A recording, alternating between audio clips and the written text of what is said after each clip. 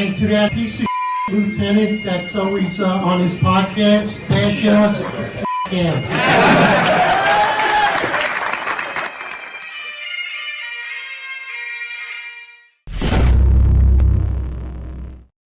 Attention to roll call. That's right. Good morning, everybody. 8:05 live Eastern time. And of course, for me, still in the great state, 49th state of Alaska. It's actually dark outside. Been enjoying it being light. It's finally starting to get dark and turn over. So good morning, everybody. We got a great topic for you. Of course, New York City is a federal takeover for the NYPD imminent. Do we expect to see something similar to what's going on in D.C.? And then, of course, we'd love to speak even further. It appears that our podcast episode was pretty good in our Monday quarterbacking for the friendly fire, not so friendly fire incident for the NYPD, but after some video had surfaced, it's even far worse than what we expected and anticipated. John, what are your thoughts? Good morning. Yeah, welcome to the Wednesday morning quarterback session. Normally we wait for Monday morning or Friday morning, but took a little break from the guests this week. Well, we'll get some good guests coming at you. I just wanted to slow down, take an easy week. It's my birthday week this week, all right? So, but we're excited to talk about everything that's happening because it all needs to come out. Honestly, everything that we've been talking on, it's all relevant. And honestly, I wish I could say that we were just two angry guys that are just bitching on the show, but it's really not the case. The case is that the NYPD is a disaster. The media in New York is complicit, and they're not reporting any of it, and they're not telling you the truth about anything. The national media as well, So let's just get on Trump saying that he's going to come to New York, right? One, in D.C., I think the residents of D.C. are pretty happy with what's happening, considering the fact they feel safe, right? Murders are down, carjackings are down, no murders in the Capitol since Trump's takeover. Robberies are down. There's still some stuff going on in DC. DC is a busy city, but overall crime dropped. And again, we spoke about this, that in DC it's kind of different. You have the home rule there. It's a different setup. District of Columbia is a lot different setup than New York and Chicago and LA and all these other cities. So legally, Trump could do this in a Chicago. In New York, we've seen the National Guard be deployed, right? We've seen them deployed in the subways. It honestly hasn't brought subway crime down too much. But what are your thoughts? Like New York City is having record lows in crime, according to Jessica Tiss, and she's saying she doesn't need the National Guard. What do you think about what's happening in DC? Is this a blueprint for the country, or is this something that's really moving into bringing in a police state and something that really now starts to blur the line between federal law and state law and who has control of the states or the federal government? Like, what are all your round thoughts on that? I think it explores what we've been talking about in this podcast. I even said it yesterday on Sal Greco's show, that ultimately the problem is leadership. And why is it a problem through leadership? It's because we have to examine the messaging. The messaging is really the problem. If we hear some of these Democratic mayors, they've actually now pointed blame at Trump and saying that Trump is attacking black mayors, and this is a racist effort. And this is quite the opposite. That's why the messaging is just a complete lie, because it's been an effort nationwide by Democratic cities, and the NYPD is at the focal point of that in New York City, of lying to the public and just gaslighting them, saying that crime is down.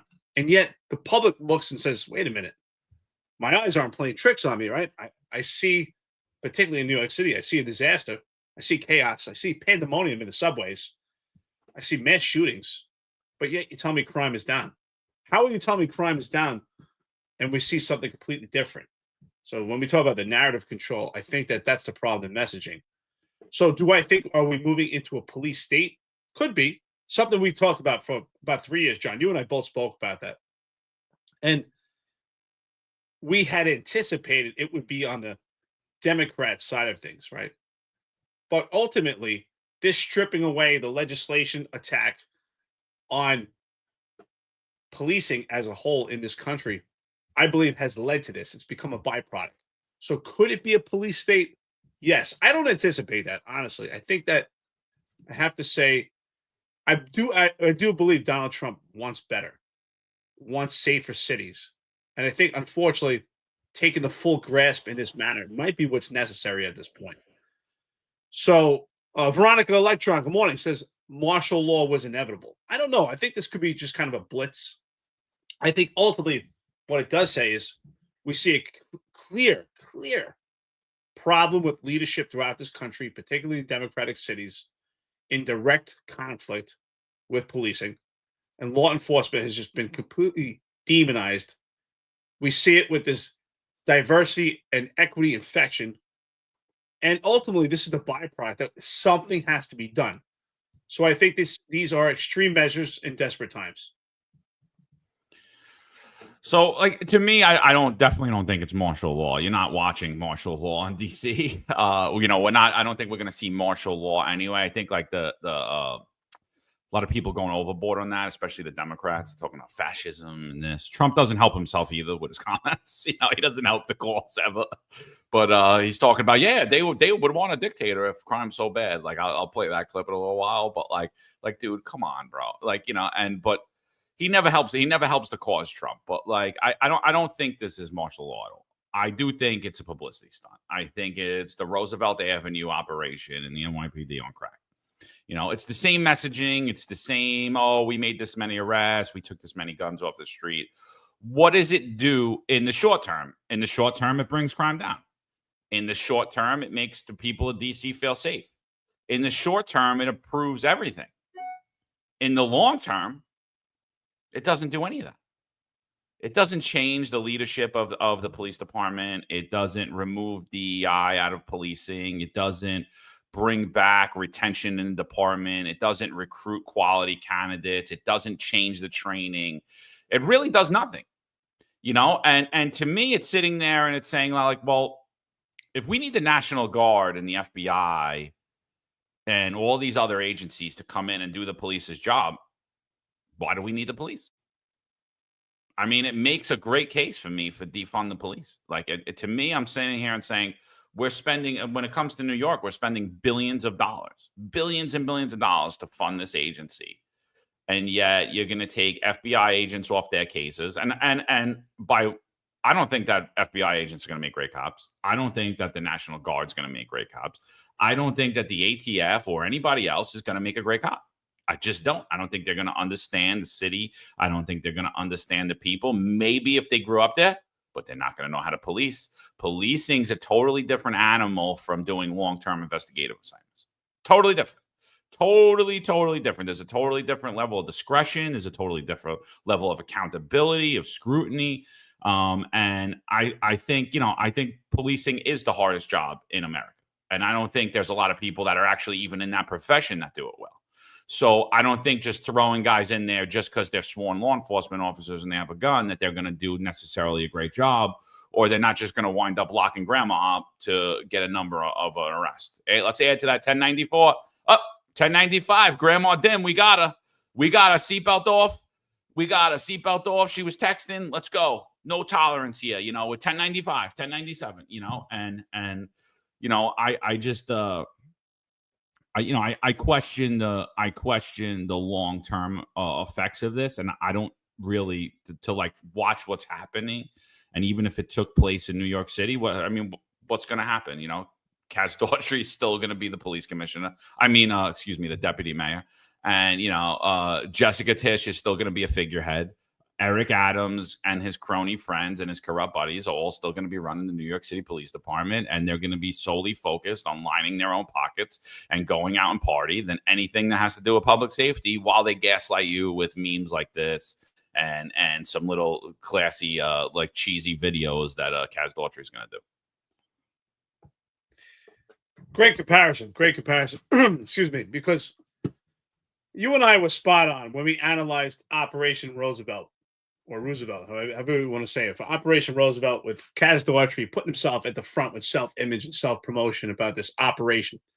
And you and I both said what we see is a quick blitz that's going to not curb crime, but actually displace it.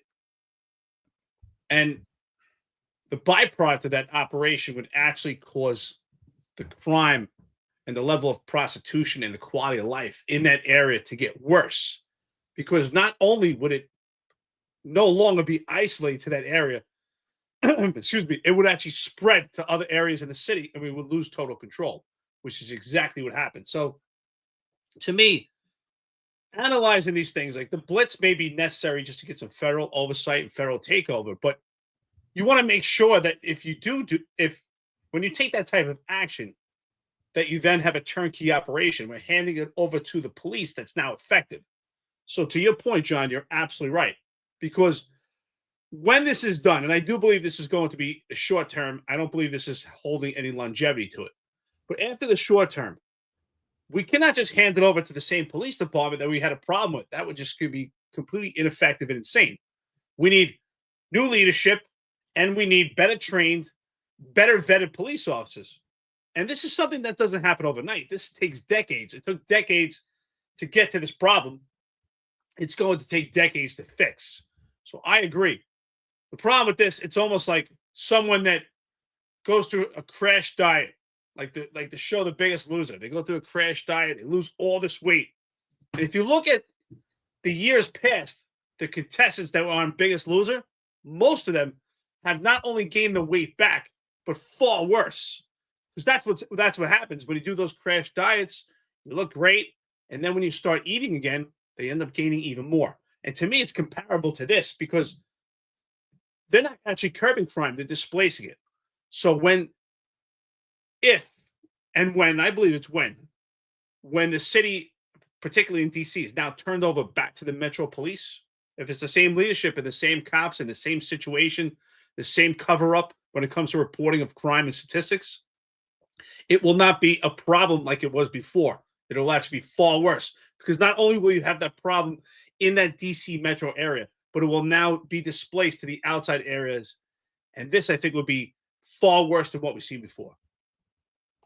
Yeah, I mean, unfortunately, I agree. And you know, like this kind of hard conversation because everybody's happy about it, right? Like everyone's cheering it on. So it's kind of hard to say, well, hey, you know, I'm glad you feel safe, but, you know, probably by wintertime, you're not going to feel so safe anymore. So, like, listen to this reporter. This is at the White House press briefing.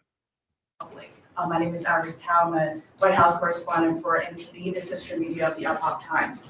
So more than 2 years ago, it was a Saturday morning in broad daylight. I was on my way to work, and a young man with a black ski mask pointed a gun in my face and threatened me to hand over my phone, my wallet, my laptop, and everything else.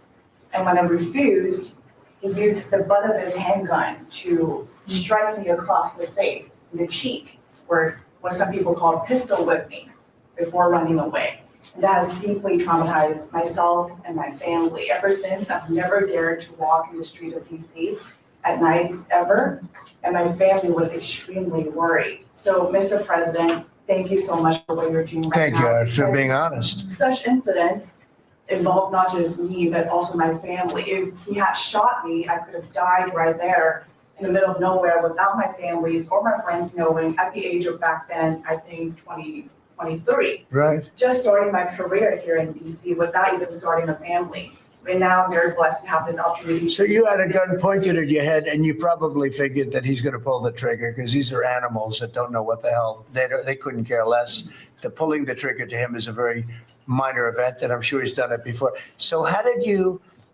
And you did refuse to give it, which would probably, maybe somebody would say that was not the right decision, right? But you refused, but I understand that. So, and then he hit you real hard. Yes. It's really amazing that you weren't shot, though.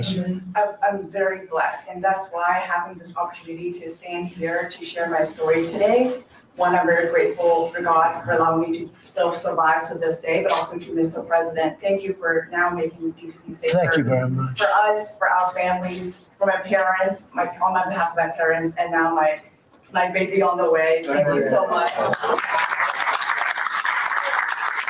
You know, so like when you hear this, like it's hard to argue with, you know what I mean? Like, it's like, you know, how could you want people to suffer?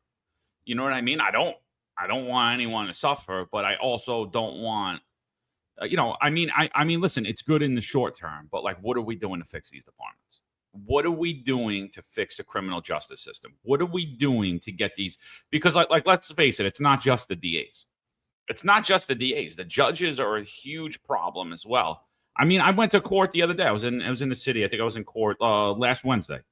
And I mean, there's just a disdain from the judge that she cared nothing about the law.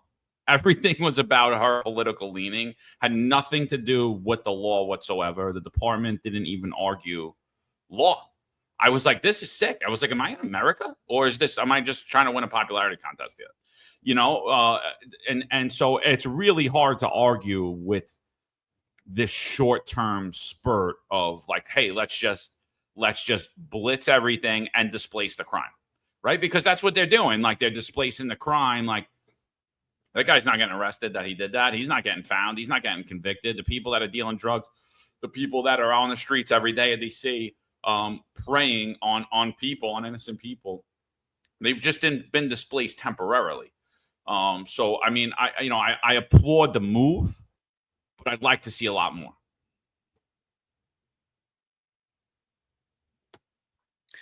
You can't argue the emotions behind what this woman is saying, right? What she went through, unfortunately, is happening quite too often in blue cities throughout this entire nation. It's not just DC. And how do you argue when Trump is making a move to try to do something? It's so bad that extreme measures have to be taken, right, in desperate times. It's so bad. I mean, we see the riots in LA, just the streets just completely decimated. We see the streets of Oakland, San Francisco, coast to coast in New York City, the subways, the streets, the mass shootings, Baltimore, just disaster upon disaster, Chicago, Detroit, city after city.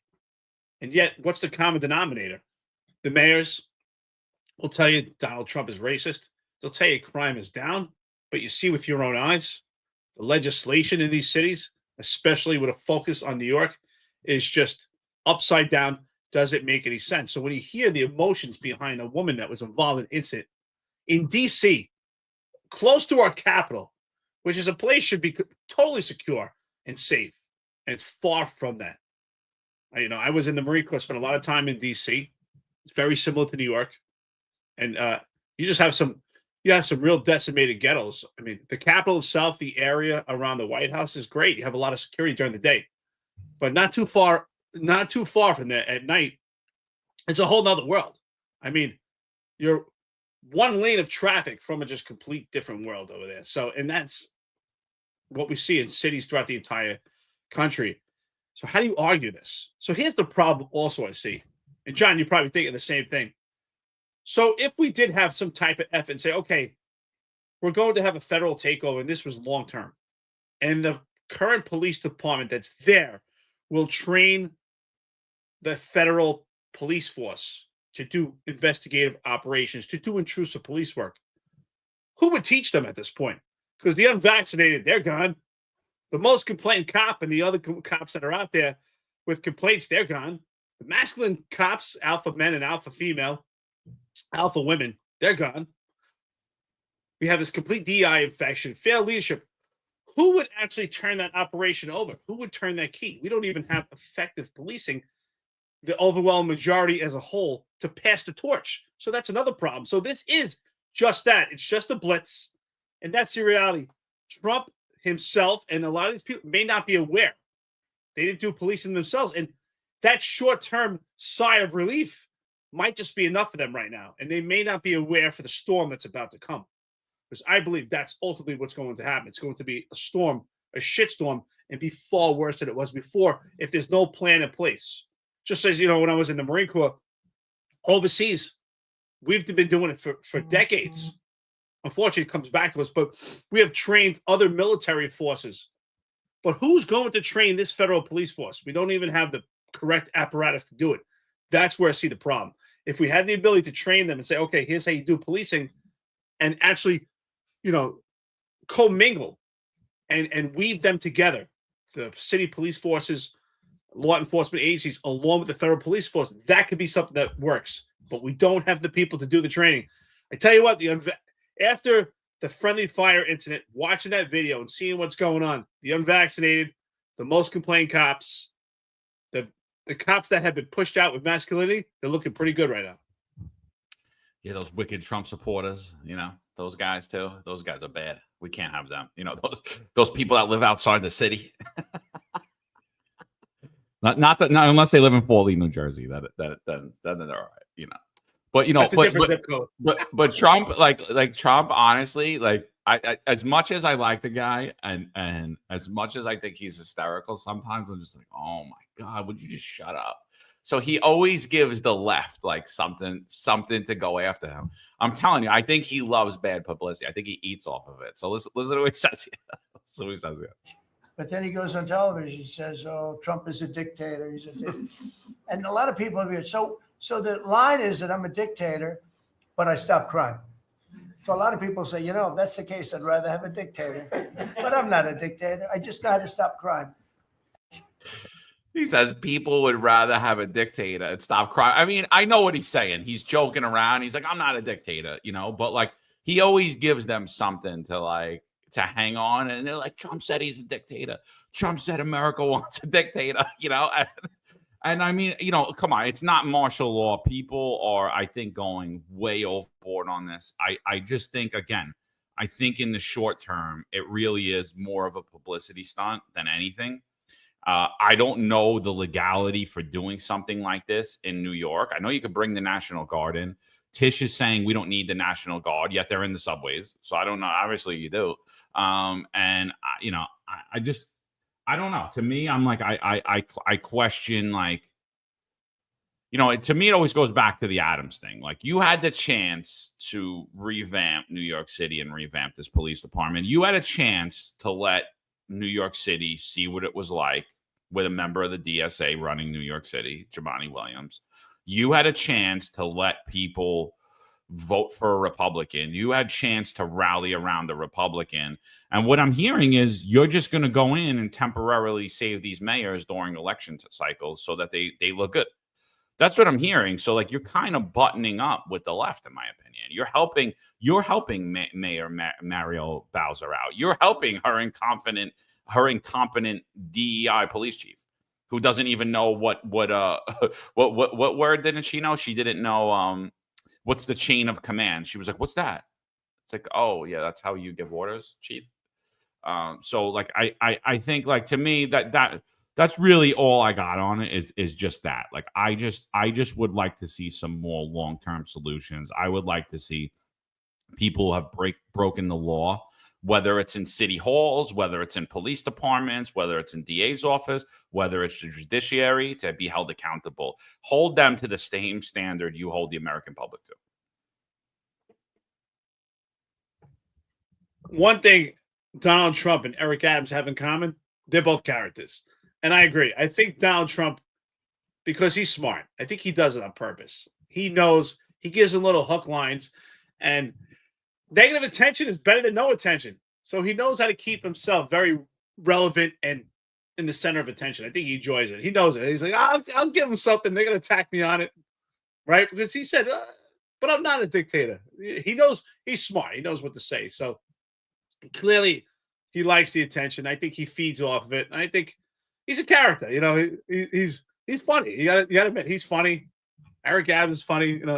These guys are funny. They got charisma. Do I think it's a publicity stunt? It's a great question. I think there's a legitimate problem in these blue cities. I think he's been speaking about it for years. I think partly it could be a publicity stunt. That's a tongue twister. A publicity stunt to say, wow, look, we could do it. Why can't you? We could do it.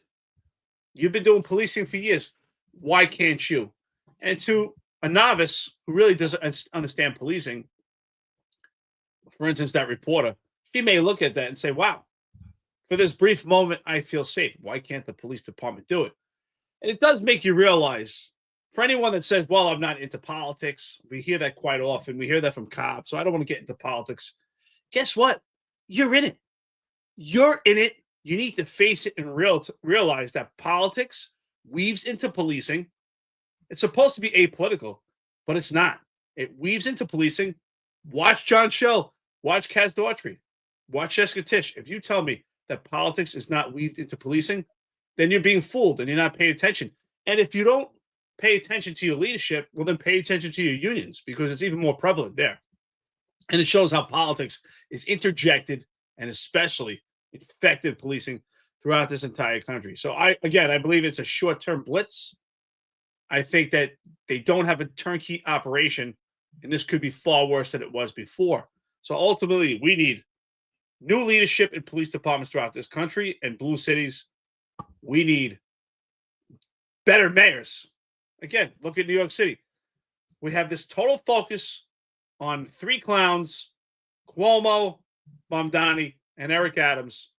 And the other side of the aisle, a man that makes sense at this point, a lifelong New Yorker, Curtis Lewa, is really tailing the polls in the conversation. And that's the problem. And we look at other blue cities throughout the country, it's the same thing. We look at some of these mayors and you say to yourself, at least I say to myself, do they really care about their city? You're watching it blow up. It's almost like you got a big fire behind you. Everything's imploding. And you're like, everything's great. It's great. In LA, I mean, Mayor Bass despicable. So how can we argue with Trump saying, hey, we need to do something? And I think we all have to agree. We just have to figure what that looks like. So, but what I'm hearing is you're saying that the NYPD can't train the National Guard and the FBI. You don't think that the best trained officers in the world can't train the FBI, the ATF, the National Guard, the sharpshooters of the NYPD? You don't think? Because that's what I'm hearing. I'm hearing that you don't think so. Am I right on that? Spot on, brother. I tell you what, man. After watching that video of the friendly fire, I hate saying friendly fire, but oh my God, all I wanted to do was play the Benny Hill music, the Benny Hill theme, like because that's what it looked like. I'm like, oh my God. If I was a plainclothes cop right now in New York City, I'd be terrified. Not of the perps, of the cops. Because who's shooting at your back? It's them. I mean, when times were good, I would tell the guys at roll call, make sure you know who we are. Make sure you know who the plainclothes guys are. And honestly, not to insult you, but if we don't need you, don't come. Obviously, if we need you, we'll ask for you. Because the danger factor is always there. But now, oh my God. I hate to laugh, but I never seen anything like that. Yeah, no, let's bring that up. Just real quick. Well, we're gonna get off the DC, but I just want to say Tom says in the long term, the local government, it shows that the local government is incompetent and people will vote them out. See, I think it has the exact opposite effect. I think people have very short-term memories, and I think it goes, oh, but everything's fine. And I don't think that I think, if I show you a 28-day period, that's almost more than the average person's memory today. Like, you know what I mean? The corruption scandals of Eric Adams this entire last year are all in the past. Nobody even knows about them. They're like, he did that? Oh, really? Oh my God. Like, no one even knows what's happening. So like in a 28-day period, I could change the average voter's mind. In a 28-day period. That's why you see the bigger pushes towards the election. The bigger pushes when they drop scandals on people, when they start to bring out their media blitzes. You're going to see that as we get into like October, late October. You're going to see it's going to be full-fledged like on this mayoral race. And I think it actually has the opposite effect of that. You know what I mean? So I it's just my opinion. You might be right, Tom, but like that's my opinion of it. I think people will be like, oh no, DC's fine. And Mario Bowser's doing a great job. Police department's doing a great job. It's like, yeah, what about all the ATF agents and all them that aren't going to stay? You know what? That's a great point because sometimes the logic just doesn't make sense. I remember working in the Lower East Side, and things were just getting better and better. Obviously we're on Avenue D where housing was, and some real pockets it had a lot of violence, but we started to see the nice buildings really changing over, getting closer and closer to Avenue D. And it was actually happening on Avenue D. And things were getting better. They were. And what happened was when things get better, people don't like seeing the police. It's strange, right? They're like, oh, why the police here? It's safe, right? Well, that's why it's safe, because the police were here and the police have been here. And that's the logic. Sometimes people, when things get out of control, they're like, where's the police? I want to see the police. Well, if you start seeing the police, that's a problem, right? Because you didn't want to see them before when it's safe. So to Tom's quote or statement, comment here, yeah, I think you're right, John. People have short-term memories and like, oh, wow, everything's fine right now. We don't need to see the police. No, you need to see them. And you need to see them often. So let's jump into it. I think Ron Lacey, good morning, Ron. Big Ron has got a great comment. He's right. Call it blue on blue, Eric. Nothing friendly about it. I hate saying friendly fire, but man, we have a problem. We have a major problem. Let's do it, John. Yeah. All right. Time for the Wednesday morning quarterback session. Here we go. Ready? So before we break down the video, let's just listen. This is a news report coming in from WPix 11. The video starts on 21st Road and the Whitestone Expressway Service Road. You can see police with guns drawn as they approach that black Toyota Highlander. A suspect behind the wheel had just carjacked it, according to police. And as police ultimately opened fire on the suspect, you can see there one detective, Corey Fisher, crawling on the ground. He's just been shot in the wrist and the leg, according to police, by friendly fire. You can see those officers there tending to Fisher as he's on the ground. Ultimately, they tie a tourniquet around his leg. He suffered a broken leg from that gunshot wound. And then they pull the police cruiser up next to him and load him inside the back of it before whisking him away to Jamaica Hospital on Friday morning around 9 a.m. You can see also in the right-hand corner, the suspect, the 28-year-old, being led away at the same exact time in handcuffs as he has been charged with committing a reign of terror all throughout that neighborhood for the past 20 minutes, trying to carjack several people before ultimately landing him in jail.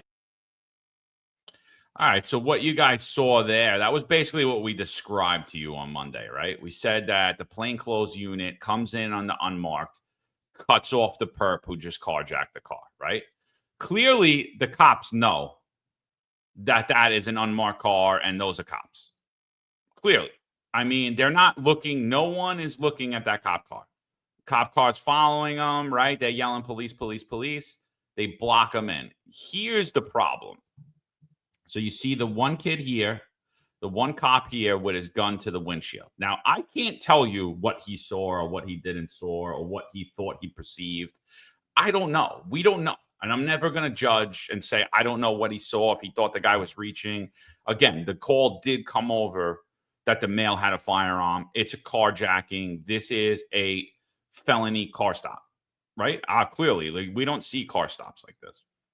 But you got to look, you got to pay particular attention up here in the corner as I move. So as you move, you see about 4 cops come up here in the corner. And now here's where the crossfire is, right? You see this cop pointing his firearm at the driver, right? Who's right there as well? Detective Corey Fisher's right in line, right? Clear straight line. I believe right next to this gentleman in the far right corner up top. Either this officer has his gun drawn or there's an officer with their gun drawn here too. If you go back to that press conference with Jessica Tisch, she said all 3 officers fired. I don't know which 3 officers she's talking about because there's so many officers on the scene. She made it sound like there was only 3 officers on the scene and they were in a crossfire situation with Detective Corey Fisher and his partner. Clearly, you see that that's not the case. There are more people than that here. And you could kind of start to see the shot. Like, if you look right here, you could see one of the shots come off the vehicle here. So now, I don't know if Detective Corey Fisher was hit with a straight shot. I don't know. We can't tell from this video, obviously, because it's a ring camera. Is the officer that's right here in the middle with his firearm pointed, was he the first officer to shoot, or did the officers in the back shoot? Now, if the officers in the back shot, you got a big problem. If they shot first, that's a big problem because, like I said, I'll never say what someone saw right at that moment in time. I'm not in that officer's head who's at that window and sees what that individual is doing. But with a car with tinted windows, you can't tell me that the officers in the back know what he's doing. So I don't know, unless they thought he was throwing the car in reverse and about to run them over, unless they thought he was going to use the car to ram someone, that's possible. But if they shot first and then the other shots were reactionary, there is a phenomena in policing that people will start to fire when they have their guns drawn if another officer fires first. So we don't know the chain of events. We can't tell by this Ring camera video. But what we know is that bullets start flying, and they start flying in the direction of Corey Fisher coming from this angle. And that's ultimately how Corey Fisher was shot. People are saying that Corey Fisher was shot because he had a gun on him. He didn't identify himself properly. Nobody knew he was a cop. And I'm going to sit there and say, well, I don't know everything that happened on the scene that day. That's a bunch of bullshit. Well, the reality is, who doesn't know what happened? It's the public. It's us. We don't know exactly what happened. We have conjecture, and we can infer by this video. But what we do know by this video is far worse than what we expected. This isn't ultimately a tactical nightmare. So to me, crossfire, which is what this appears to be, and friendly fire, doesn't happen by bad luck. It happens because there's a lack of training, a lack of discipline, a lack of judgment. Those are three things I say. I said this on Monday, and I really believe this. I used to teach this quite often. It's very important to be an effective police officer doing actual work in a stressful environment. You need training, judgment, and discipline. And those three things are so important. And along with that, when you're in a situation like this, ultimately, you need communication. And so when we look at this video, immediately we identified the vehicle of the perpetrator. And how do we know that? Well, we're watching it. We're watching as the cops closing on the cars. But not only that, we see that uniformed officer patrol the car, and he points his firearm at the threat. So I have no issues with that at that point. There's a threat. He points his firearm at the threat. What he perceived as a threat, what he saw or didn't see, that's up to him. That's why we have the Supreme Court case of Graham versus Connor. What he perceived at that point in real time, based on the information they had responding, based on his observations upon sight, and based on what he saw. What I do have an immediate problem with clearly outlines everything I've been saying, that there's a lack of training, bad judgment, and zero discipline, is the tactical positions of those officers on the other side of the car, how they start to circle and 360 that car. That is a complete disaster. We have all been taught that you have to flank your position in order to avoid crossfire. This is a tactical nightmare, and it shows a major hole. And also what it shows, based on that press conference, including the union, there was exactly what I said, a concerted effort to come up with a narrative and not give you real transparency. The NYPD leadership, along with Mayor Eric Adams and the union, failed to take responsibility, accountability, and ownership to say, hey, we have a failure here, and we need to re-examine, and we need to train our officers properly. If you're a plainclothes officer at this point, or not even just a plainclothes officer, any officer, because to me, based on the information that we have in watching this video, it made no difference if he was a uniformed police officer or not, because at this point, they already made the observation. They have the unmarked car in their presence. They've identified the plainclothes officers because they can see them clearly in their sight. They have the perpetrator's car, and no one has exited the perpetrator's car at this point. None of the occupants have exited. So you have them isolated and contained. Why are we 360 positioning ourselves around this car? So even if you're a uniform officer at this point, you have to be more fearful of police officers responding than the perpetrator. This was a tactical nightmare. Again, I want to play the Benny Hill music to this because this looks insane to me. I mean, all around tactical failures, dude. So I'm being told, and I don't know if this is true, but I'm being told that the official statement was that, well, we started shooting because the car was speeding towards us. I hope that is not true. I hope we have more integrity than that in the police department. I hope we're a lot smarter than that in the police department. I hope that I could trust and believe the things that come out of officers' mouth, because if that's what the statement is, I mean, I'm sitting here saying right now, if I'm a judge, I'm not going to fucking feel bad if any is. I'm really not. I'm not going to feel bad about what happens, because, you know, integrity is, it's honestly, it's a non-negotiable in policing. And unfortunately, in Eric Adams' NYPD, it's something that's frowned upon, having integrity. So I'm sitting there and I'm saying that's absolutely disgusting. I don't care if this guy just stole a car. Tell the truth.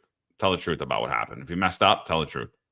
If, you know, there's something there where you were fearing for your life, you thought he was going to do, you thought he was going to ram you. Okay. You know, but like tactically, let's just talk about this tactically, right? So shooting, so huge crossfire situation, right? There's multiple crossfires. There's crossfire here. There's crossfire here. There's crossfire there, right? This officer's just trying to get his partner. He's not even looking. But I'm just saying, if there was, never mind the crossfire all the way back here coming from the car, right? Crossfire back at here, right? So, I mean, it's a mess of cops shooting at each other. If in fact they all started shooting, they're all going to shoot each other. Whether it's ricochets, whatever. Any misses, you're hitting a cop. So the crossfire situation, horrendous. Now, there was just a shooting, right? You don't know what happened. You don't know if cops hit. You don't know if the perps hit. You don't know nothing. Watch this. Watch what happens here. So the cop he crawls over, he gets hit. Are you crossing behind this car? Look right here. Are you crossing in between this car? We're being told that you thought this car was going to ram you. Why are you crossing in between this car where you could get pinned and killed? All he's got to do is throw his car in reverse and boom, you're dead. Right? So there's one cop crossing through that. Here's two cops crossing through that. Neither of them, I see, are looking at this car. What are they looking at? They're looking at across the street. We just shot at this car. One with their back to the car that we just shot at. Two with the back to the car we just shot at. Don't even look. Keep walking. Three crosses behind. This guy doesn't look either. A little cautious. Turns a little bit. And now they're like, oh, what about the car we just shot at with the perp that we didn't hit? Then they realize it. I mean, tactically, horrendous. Horrendous. If this guy wanted to kill all of you, he would have. He would have. First of all, crossfire is no accident. In my opinion, friends and listeners, curious on what your thoughts. I used to say this quite often, and I'll say it now. I think crossfire is the most preventable incident you could have happen in a firearm engaged scenario. If you're in a firearm engaged scenario as a police officer, in my opinion, based on training and anecdotal experience, and I've been involved in these situations numerous times where you're closing in on a car, you're trying to contain a perpetrator, and you have numerous cops on the scene, and there's a firearm in the car, and potentially you have to fire. And we've had our guns pointed. And in my opinion, crossfire is the most preventable accident or horrendous incident you could have. And it's based on training, judgment, discipline, and communication. And situation awareness. Clearly, they lack situation awareness. And I thought the same thing, John. You watch this, and you see at no point are they continuously engaged with that car. And after firing rounds, trying to get to that car, to get the occupants and place them under arrest to stop the shooting. Instead, they turn their backs, completely unaware of what's happening. You can tell that one, I think it was a female police officer, who starts to get towards that gray van, and as she walks around, she still has her gun out, pointed to the floor, unaware of what's going on, trying to figure out what's going on, and yet she still has a firearm out, but she has her back turned to that car. At no point was there communication were they still addressing the occupants of that car to stop the shooting. We have rounds being fired, and we're not advancing towards the car to stop and isolate and place these perpetrators under arrest to stop the shooting. Completely unaware. Lack of training, lack of judgment, lack of discipline, lack of communication, lack of positional tactical awareness, lack of situation awareness. This is a tactical nightmare. To me, This highlights the state of the NYPD. Who's being hired? How are they being trained? Who are they working with? How many hours are they working with? Are they getting realistic reality training? You need reality-based scenario training to prevent incidents like this. This is a tactical nightmare. And Detective Fisher, thank God you're alive. This is absolutely terrible. Scott Monroe should be in arms right now and should be livid that one of his detectives was shot, ultimately could have been killed. And even further, if you're a detective out there right now working in plainclothes, you have to be terrified of those precincts. You have to make sure you go to the precincts now and make sure they know who you are. And not only that, you need to let them know. Your positional tactical awareness is key to prevent these crossfire situations. To me, this is far worse than what we expected, because this is not a mistake of identity. This is not mistaking that plainclothes police officer as a potential perpetrator. This is a crossfire situation. And to me, John, I hope you agree, crossfire should be and can be prevented in almost every case. I mean, and almost, listen, could you be put in a bad spot where there's going to be crossfire and you got no choice? Yeah. I mean, anything's possible. Should it be avoided at all costs? Absolutely. Should you be cognizant of it at all times? Absolutely. Should you be cognizant of people in the public, innocent members of the public behind? And that should also be considered like a crossfire situation. If you have innocent life behind you, you shouldn't just shoot in the direction, so you have to be cognizant of that. But like the basics of policing here, I don't care if we weren't just involved in a shooting.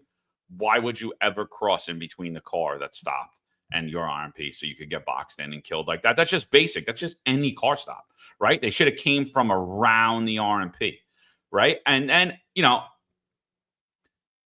the fact that no one had eyes on the perp is so disturbing to me. Because the other policing 101, we just shot at this guy. What do we want to check right now? That he's dead, right? That he's no longer a threat, right? Because what do you think if you heard shots flying at him? I'm going to think he has a gun and he just tried to kill one of the cops, right? I mean, isn't that rational to think at that point? Why would anyone ever take their eyes off of him or remove their firearm off that window? Why would anyone turn their back to him? Why would anyone not look in that car? And I got one further. If he's sitting there and you believe he's dead, guess what you're going to do? You're going to take him out of the car and you're going to handcuff him. You're going to take him out of the car and you're going to handcuff his dead body. But he's not dead. He's alive and well and actually not even shot. And you have no idea. I mean, is that not scary? Is that not like the scariest thing you've ever? We just shot at this car. We don't ascertain anything. We don't know anything about the perp. We don't know if he has a gun. I don't know. Could have been reaching for AR-15. He could have been reaching for a grenade. Could have been reaching for anything. You don't care? Oh, what's going on across the street? Let me go check that out. Forget about the car we just shot at. I mean, come on, people. I mean, this is policing 101 here. Like, where are the tactics? You're not worried about getting shot? Clearly, you're not. You're not worried about getting run over. You're not worried about getting shot. Right? You put your back to the car and you walked away. Oh, what's going on across the street over there? Let me say. Well, here's a major problem in this particular tactical incident, or non-tactical. It's just a complete disaster. The original police officer that was in close proximity to the occupant, to the driver's side of the car, was the first one to have his firearm out. We don't know who actually fired first. But where is he now? Why is he not advancing to the car? You're the one that saw the perceived threat. It's important that you communicate. This is not about rank. This is important that you communicate to all the police officers there of what you observed, what you saw, why you fired, and we have to advance that car. Yes, we talk about police officers going to danger. You've already fired. We have to advance towards that car and stop. How do we turn our backs and now leave that car unoccupied? If he was such a perceived threat, why would we leave? This is a tactical nightmare. But it shows, John, I tell you what, I've said this before. The unvaccinated, the cops that hang out with Roger Stone, the most complained cop, and not just us, many others are looking pretty good right now. Are looking pretty damn good right now. This shows a major hole and a major gap in the police department. Why are we not advancing on that car? Why do we not stop the threat?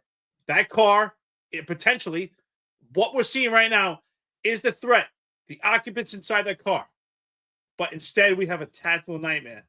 This could have been far worse. And the fact that they covered it up by not telling us what happened shows you this is, I mean, who knows? This is what's documented because a police officer shot. How often are these type of scenarios happening? And thank God police officers are not getting struck. This is just one case that we know of, but I'm sure this is happening quite often. I mean, so you see the initial cop here, right? Like the initial cop with the gun drawn at the window. This is going forward. I'm not going backwards here, people, right? So he's got the perp at gunpoint. He backs up, he backs up, he backs up, he backs up. He takes cover behind the car. He yells nothing at no one. He's got the perp at gunpoint still. He gets behind cover. No issue here, but he should be yelling at everyone right now what he sees, what's going on, barking orders to not cross in front of that car. And here, I understand it's a traumatic situation. I believe he fired his gun. I'm not 100%, but there are other cops there. You can't turn. He takes his firearm off the car and goes to assist, and he has no idea what's happening at that car. And now no one knows because he was the only one that knew. You're 100% right. He should have been advancing towards that car. 100% right. You know, and then that's where it all goes haywire because he doesn't take the control.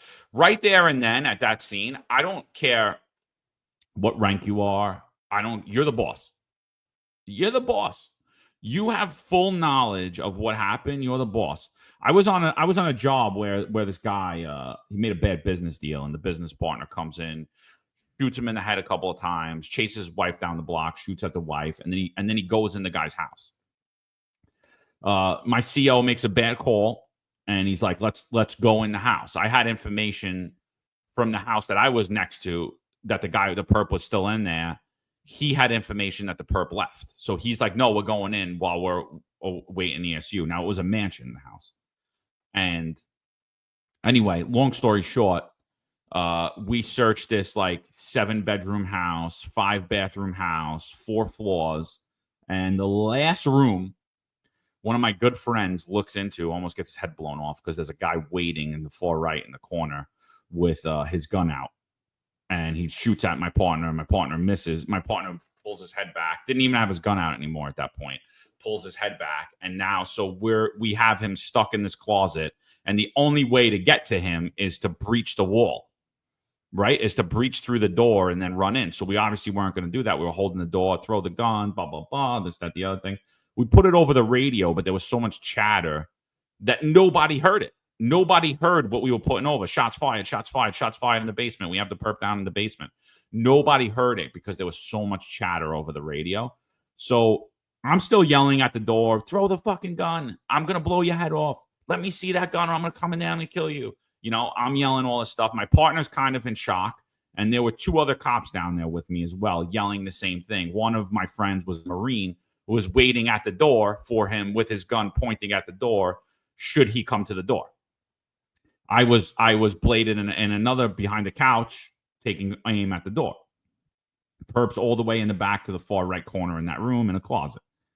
My CO walks down there with a sergeant from ESU. Sergeant from ESU, I glance over, has an unbuttoned shirt on, no vest, no tack gear, no nothing.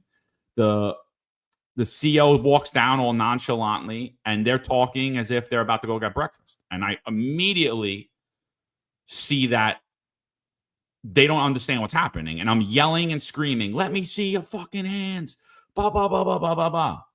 And I turn to both of them, and I go, "Shut the fuck up.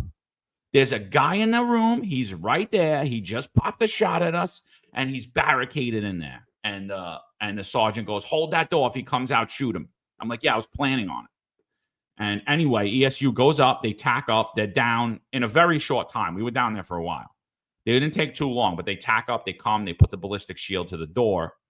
The sergeant goes, "All right, guys, all the plainclothes, get out of here." So now we start to walk up. We start to walk up the stairs. We don't even breach the stairs. And you just hear, doof, doof, doof, Perp was waiting in the corner in a closet like this, waiting for the cops to come. He actually took, they said he fired 3 shots at my partner and the gun jammed. So it only went off once. He only got 1 round off. That's why my partner had enough time to jump back. Gun was jammed. He pulled the trigger at ESU when they breached the door, and they eliminated the threat. So my point in the story is this. When you see what's happening and nobody else does, you're the boss. Take control of it. You know, I didn't get in trouble for cursing at my CEO that day. He actually came over and gave me a big hug. You know, nobody was mad after. You know, you got to take control of that scene. You got to understand what's happening. If there's multiple people on one perp and there's still another perp, let them do what they got to do. Keep your eyes on that other perp. Absolutely. And I think that's what the key point to that was. That police officer who was in close proximity to the car and was the first one to draw his firearm because he saw a perceived threat is now the point man. You're now in charge of the scene. You have your gun on the perp.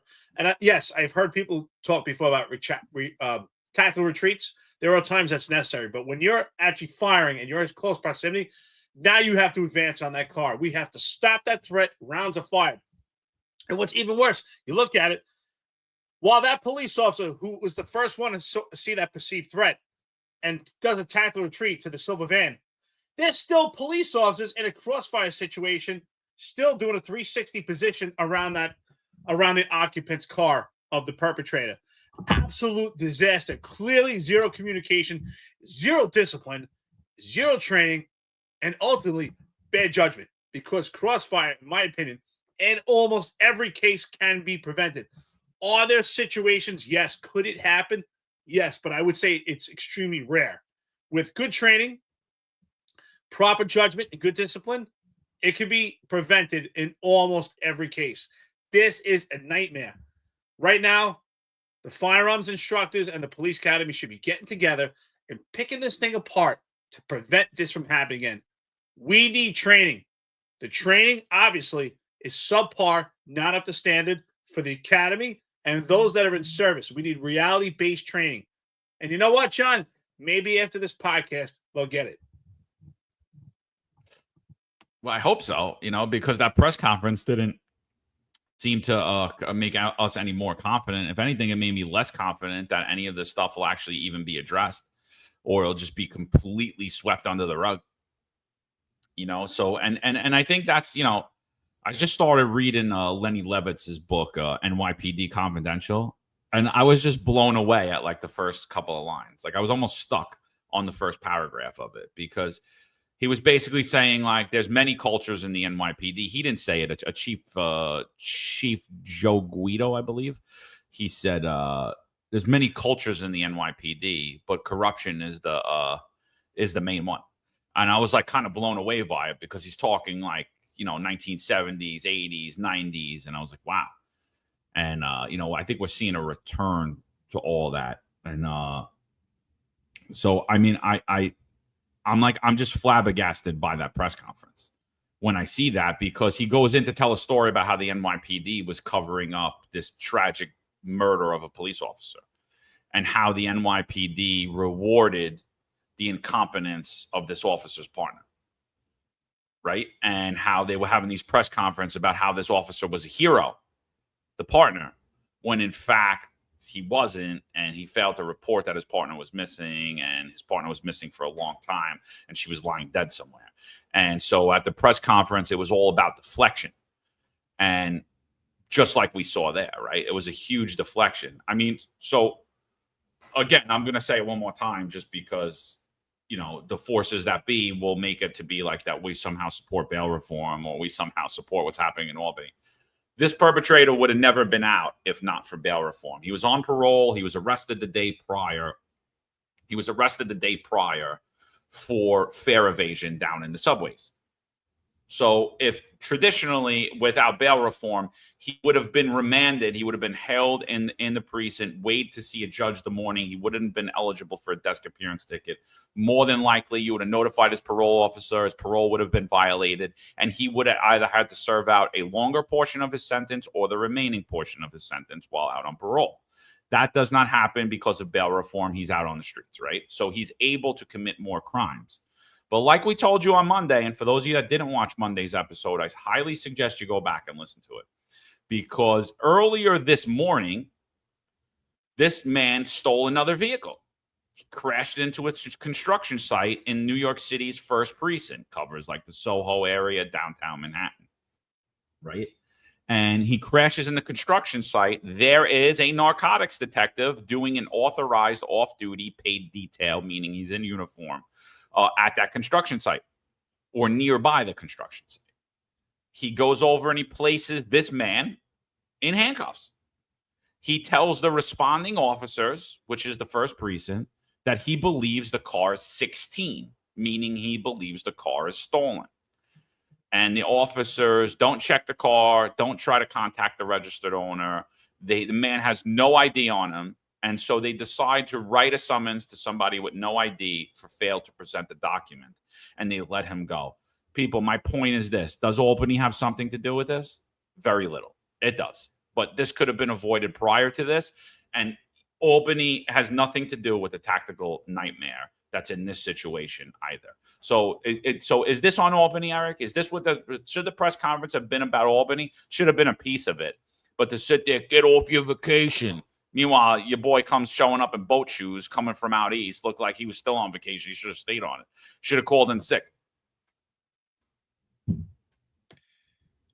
It's a cop-out. It's a poor excuse to blame this on Albany. I believe that Albany and the legislation that has been stripping away at the NYPD and other law enforcement agencies throughout the country, as you know, particularly we're talking about New York here, but when we talk about Albany and the legislation that's stripped away from the police department, it's horrendous. However, I don't think there's any place for a conversation talking about Albany and legislation in this scenario at all.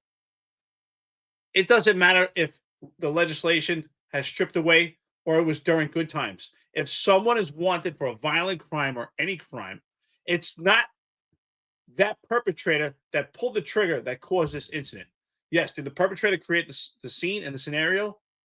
But it's the police officers, the professionals that pulled that trigger. So Albany has no place in this conversation at all. I don't think it has a conversation because even in good times, we have people wanted for murder. We have people wanted for crimes. If that's the case, why don't we just blame the perpetrator every time and never have any training?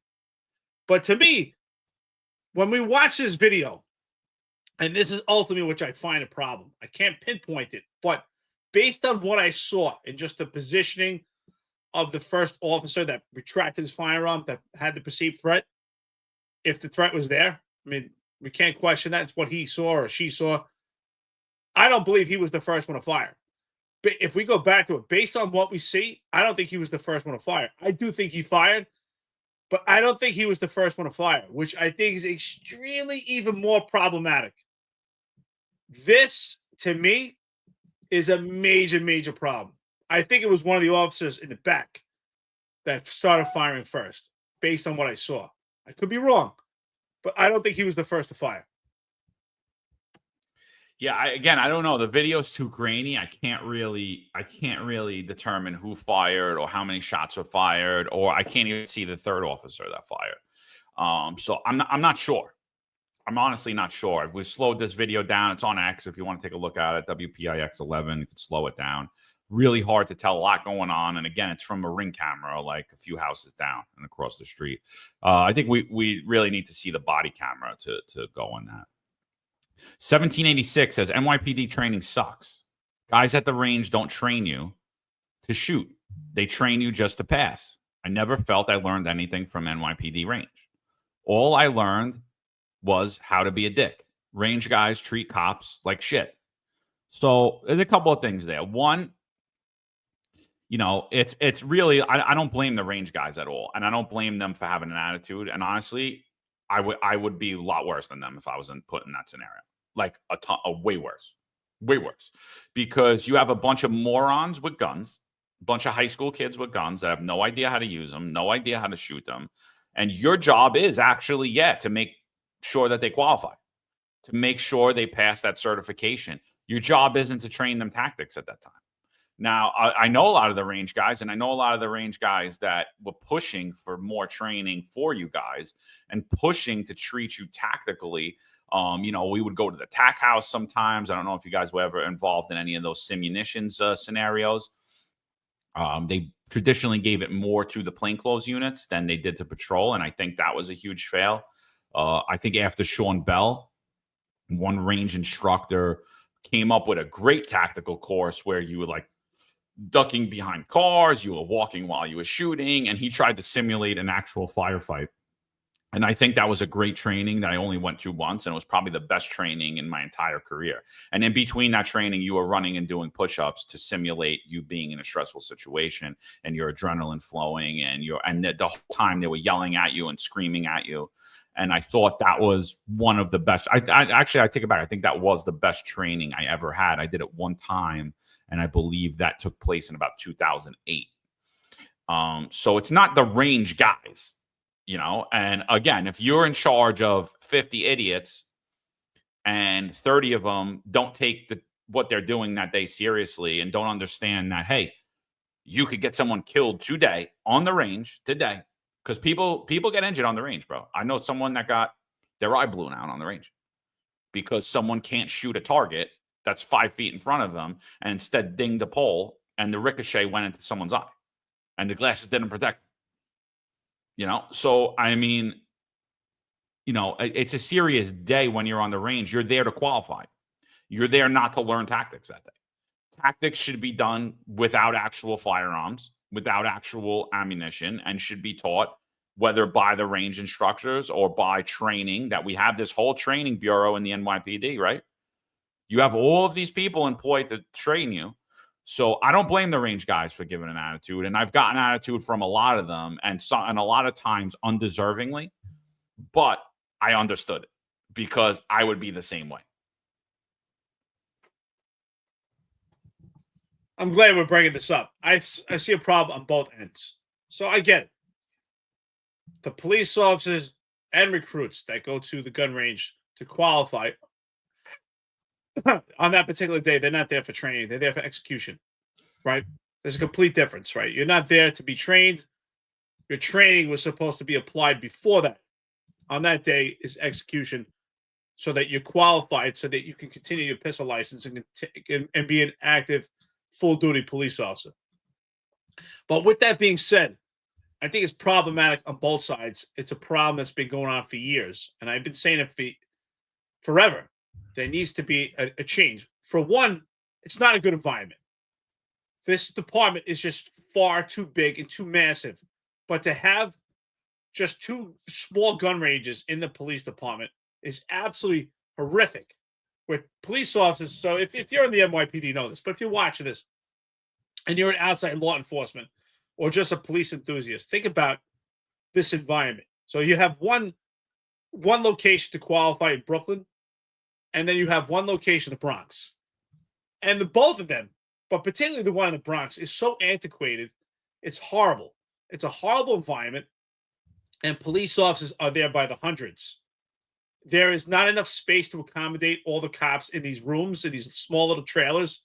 And even that one big giant trailer where everyone sits first and they get their little training session on sight control and breathing. It's just a huge auditorium, pretty much. And it needs to be a better breakdown. It's a horrible environment to learn and to execute also. There's just too many cops. They're trying to get them in and try to get them out in one tour. There needs to be a training and qualification location in every borough. And it needs to be updated. And with the money that we spend, maybe if we're not spending all the money on these lawsuits, not just in the Eric Adams administration, but throughout the years, and actually taking this money and putting it towards training and suitable training locations. There should be one in every borough. To have two for an entire city. And then think about it, John. Think about the days where you put on your gun belt and you go for your qualification or just for training at the range. What is that day like? They're moving you around like cattle. It's like a herd. They can't even concentrate on you because there's just so many cops. and they have to get you qualified and get you out of there, keep it cleaned up. So I get the stress on behalf of the range instructors because they're putting in so many people and vets and moving them quick, and they have to keep everybody safe. It's a very hostile environment. I think it's terrible. It's terrible training for the cops, and it's terrible stress to put on those range instructors. So it's to me, it's just a volatile environment.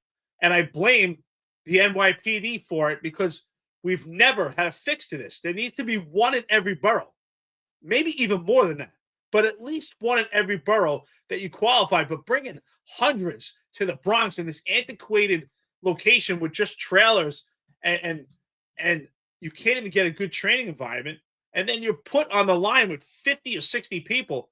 That's a lot for those range instructors. And it's a lot for the cops who may need extra time or extra training and actually reality-based training, but they're not getting it.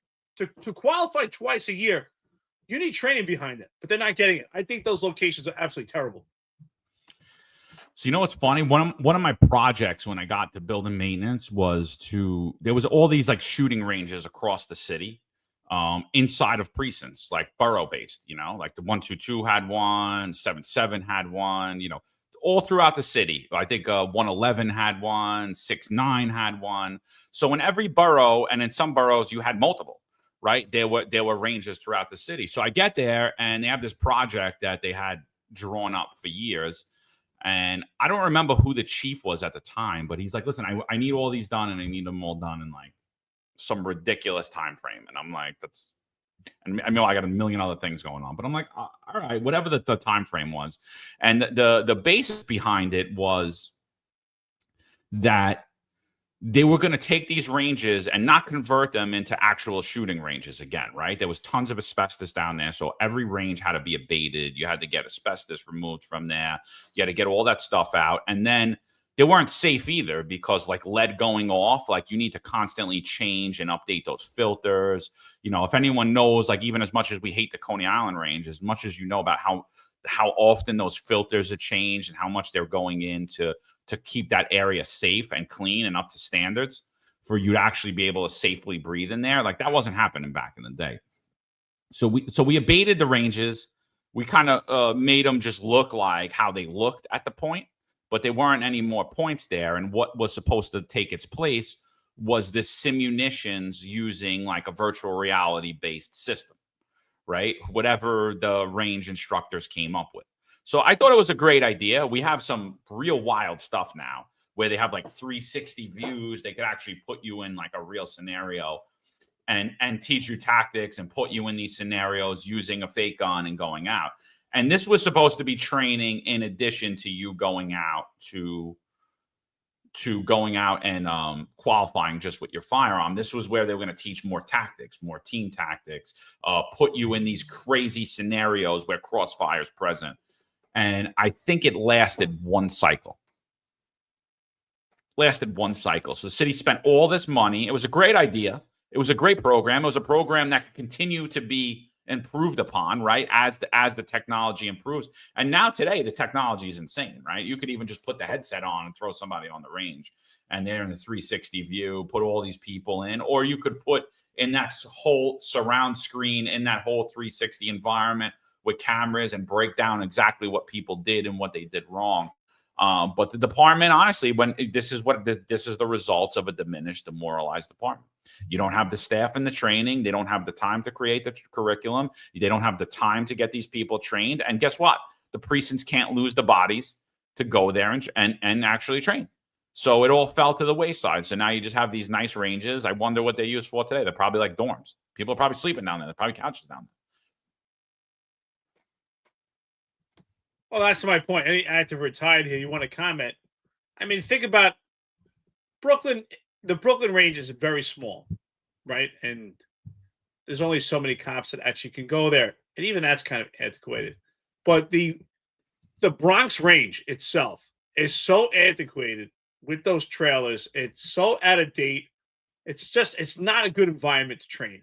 And when cops respond there to train, they come in droves. There's hundreds of cops on any day that are getting qualified. And these range instructors have a lot of responsibility to get them in and get them out and get this place cleaned up while keeping the place safe. There's zero time for any training. There's zero time for any correction.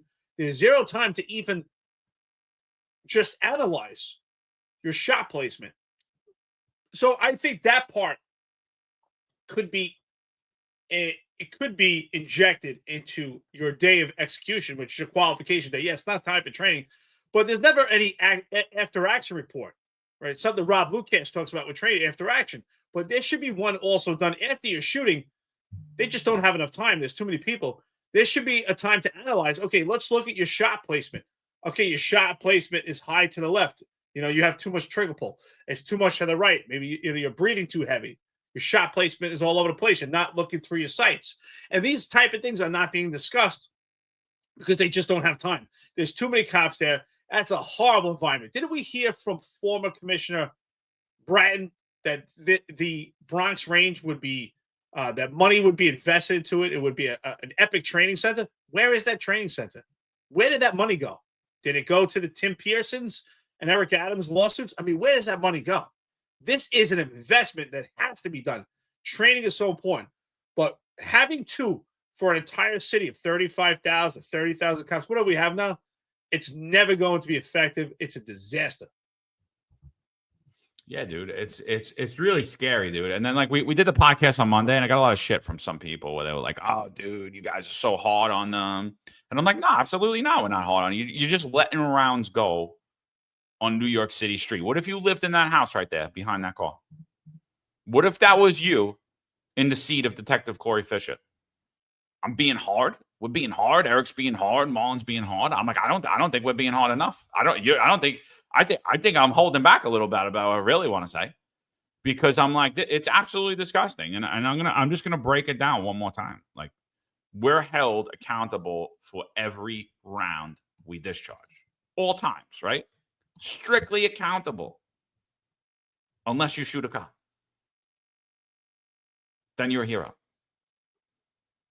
Unless you kill a cop, then you're a hero. Look, all lives are worth less. Cops' lives are worth less than perps, because that's what it seems to me. The investigation just goes away. It's like, oh yeah, well these guys, yeah, they have no idea what they're doing. They just let the guns go. Oh, it's contagious response, reflexive response shooting. Yeah, no, yeah. Oh yeah, no big deal. No, I'm sorry. How the hell did that start? How did we correct it? What the hell happened? What the hell went wrong there? What happened? Why did they start shooting? Why did the other guys start shooting? Why are we not doing an after action report? And I'm not saying to do it publicly. I'm not saying to do this publicly, but like, this should be done. This scenario, when this happens, this should be trained over and over again. And then same thing for the next scenarios as they happen. Everyone should be made aware of this. This is the results of putting training on a computer and telling you to click 5 questions, and then you're trained. And then we send you out into the real world. And, you know, this is the result of a diminished academy. This is the result of diminishing training out. This is the result of hiring unqualified people. This is the result of not caring about people being psychologically qualified or not, or being physically fit or not. This is the result of it. And so I don't think we were hard enough, honestly. I don't think we were hard enough, because I'll tell you right there, if I lived there and my wife and kids were in that house, I would be calling for all of you to be arrested. I'd be calling for every single person there to be arrested. I'd lock them all up for reckless endangerment, like you like to charge everybody else, and throw them off the police force. If my kids and my wife were in that house, I would be going insane. Tony ESU, how you doing, brother? Friend to the podcast, says everyone on this job that we're watching right now in this video failed tactically. And I agree. You're absolutely right. Everyone, including the narcotics guys. And I don't want them to be angry, but it's the reality.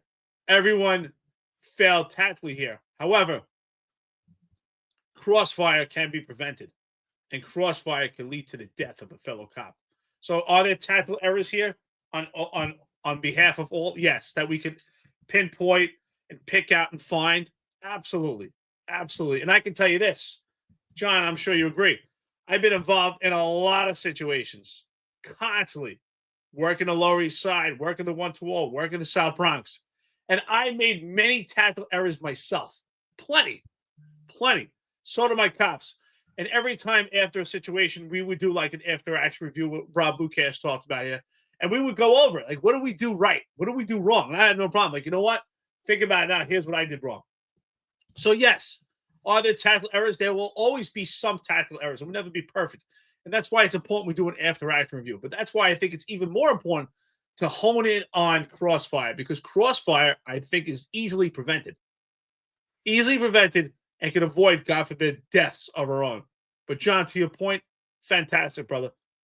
Clearly, every round's accountable, and it's always a big deal. But if you shoot a fellow cop, it's okay. Those we can sweep under the rug.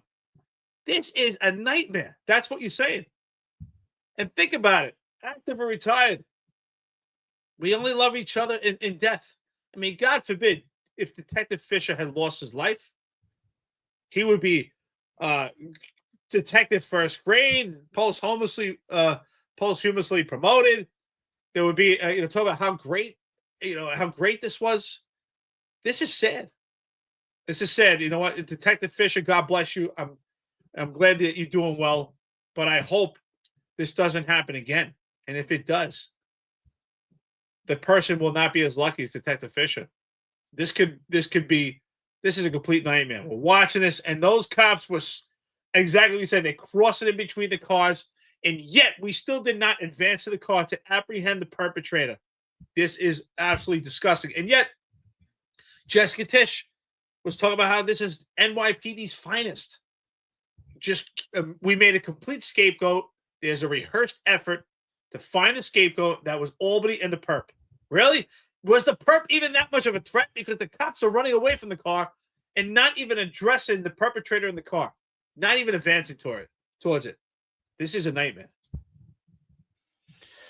Yeah, no, you're 100% right. And there's always going to be tactical mistakes. We're all going to make them. I've made plenty. You've made plenty. We're not saying we're perfect. We're just saying do better, get better. And let's not get off your vacation. Get off your vacation now. Fire Sig says, if you already got guns drawn, already a big problem. Totally disagree. This is a felony car stop. Their guns absolutely should have been drawn on that perp. Call came over that the perp had a firearm. But it's how you have your guns drawn. I go to a burglary one night on the midnight. I'm a rookie, and doors kicked in off the hinges. So clearly someone's in the house, or we think someone's in the house, but clearly someone made forced entry into the house. Go into the house. Go through the first floor, nobody's there. We're going upstairs to the second floor. When we go up to the second floor, I turn. There's a female behind me on the stairs with her gun pointed directly at my back. I'm like, get your gun away from my back and put it down. She's got a finger on the trigger, and put your finger on the slide. Keep it down to your side. I'm like, I'm going first.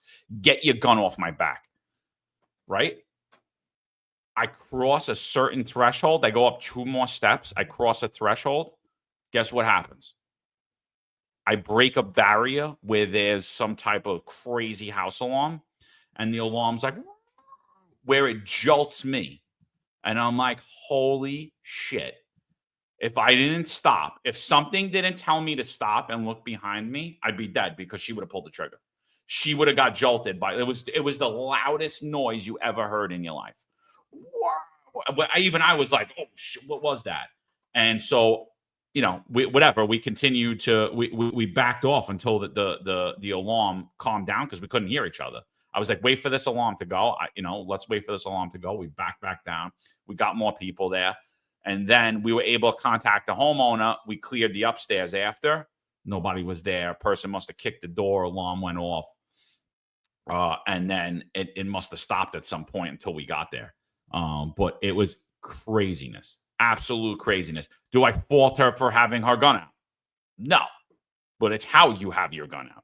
It's how you're prepared. If there's a cop, if Eric's in front of me with his gun out, my gun's down at my side, because I don't need my gun pointed at Eric in the back. I'm not helping anybody, right? I want to be there to cover Eric. I don't want to be there to shoot Eric.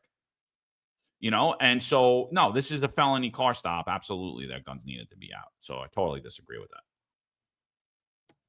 Yeah, I'm with you. And I would never tell anyone when they can or when they cannot take out their firearm. But I used to tell my cop, if you take it out because you mean it. And if you're the first person in close proximity to the perpetrator, don't hold it by your leg. Point it at the threat. Because if you're not pointing it at the threat, there is no threat.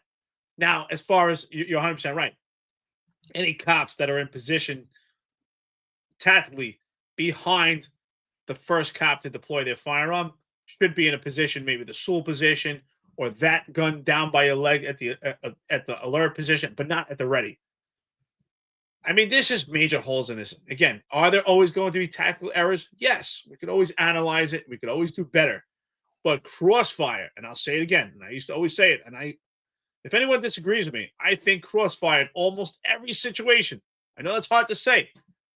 There are, anomalies, but I believe can be prevented. Crossfire is not bad luck.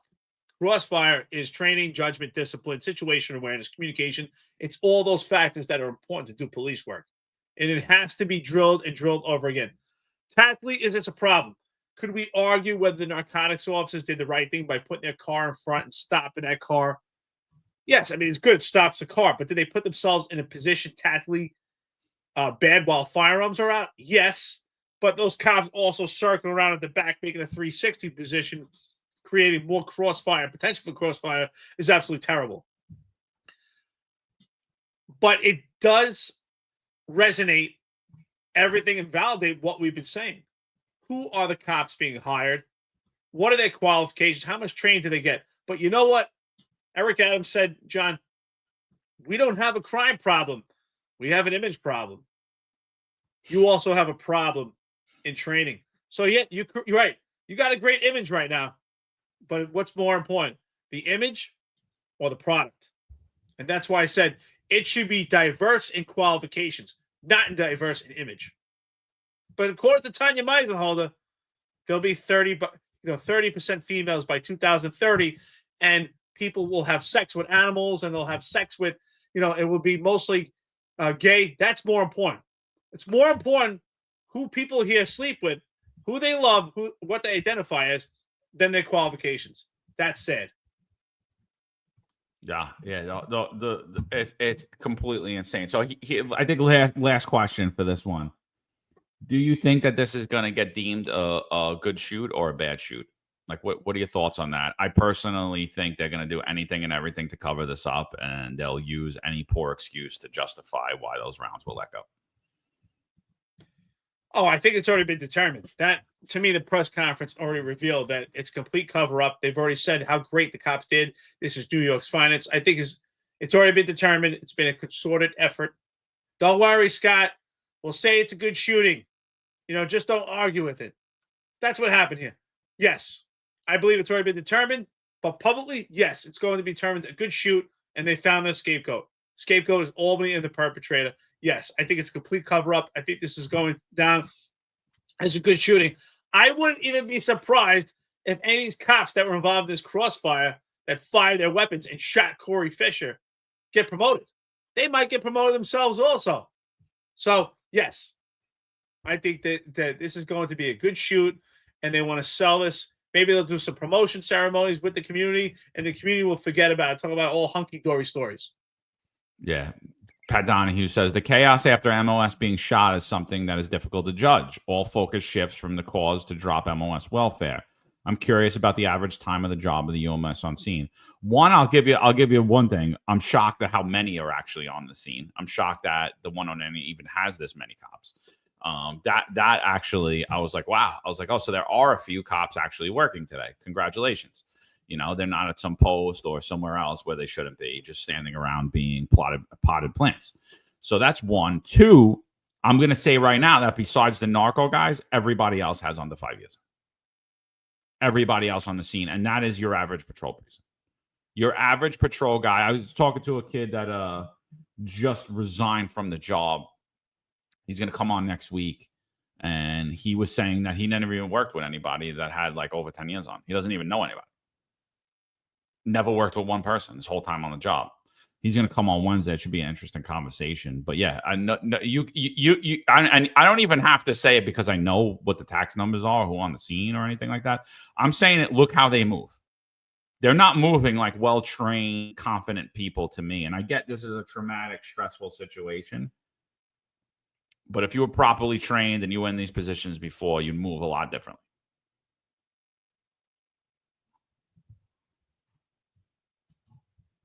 I agree. I mean, every time I watch this, I just want to play the Benny Hill theme music because you just see complete pandemonium. You don't see any coordination. I don't even see anybody like point to, hey, you stand over there. You stand over there. I mean, John, think about it. We were fortunate, right? Thank God. We went into the 1-2-1 precinct. We had veteran cops. You know, you looked around sometimes and some of them were just like salty and they didn't want to be bothered with you and they would break your balls. But you know what? They would teach you. And we were so fortunate that we had anti-crime guys teaching us that were jammed up. And we lucked out. You know, they got jammed up for doing work. But they were great cops, and they were teaching us when we were brand new. I mean, outstanding, right? You know, Dennis Myra and Fitzgibbons, shout out to them. They taught us. We were brand new. And those guys would tell you, no, this is how you do it. Stand here. Do this. Do that. I remember driving around, and Fitzgibbons would be like, all right, if this guy is here and does this, what would you do? You know, like giving us scenarios and playing things out. You know, we'd break our chops too. You know, it was fun, but they taught us. These cops don't have that now. Where are those veterans? They're gone. They're gone. They don't even exist anymore.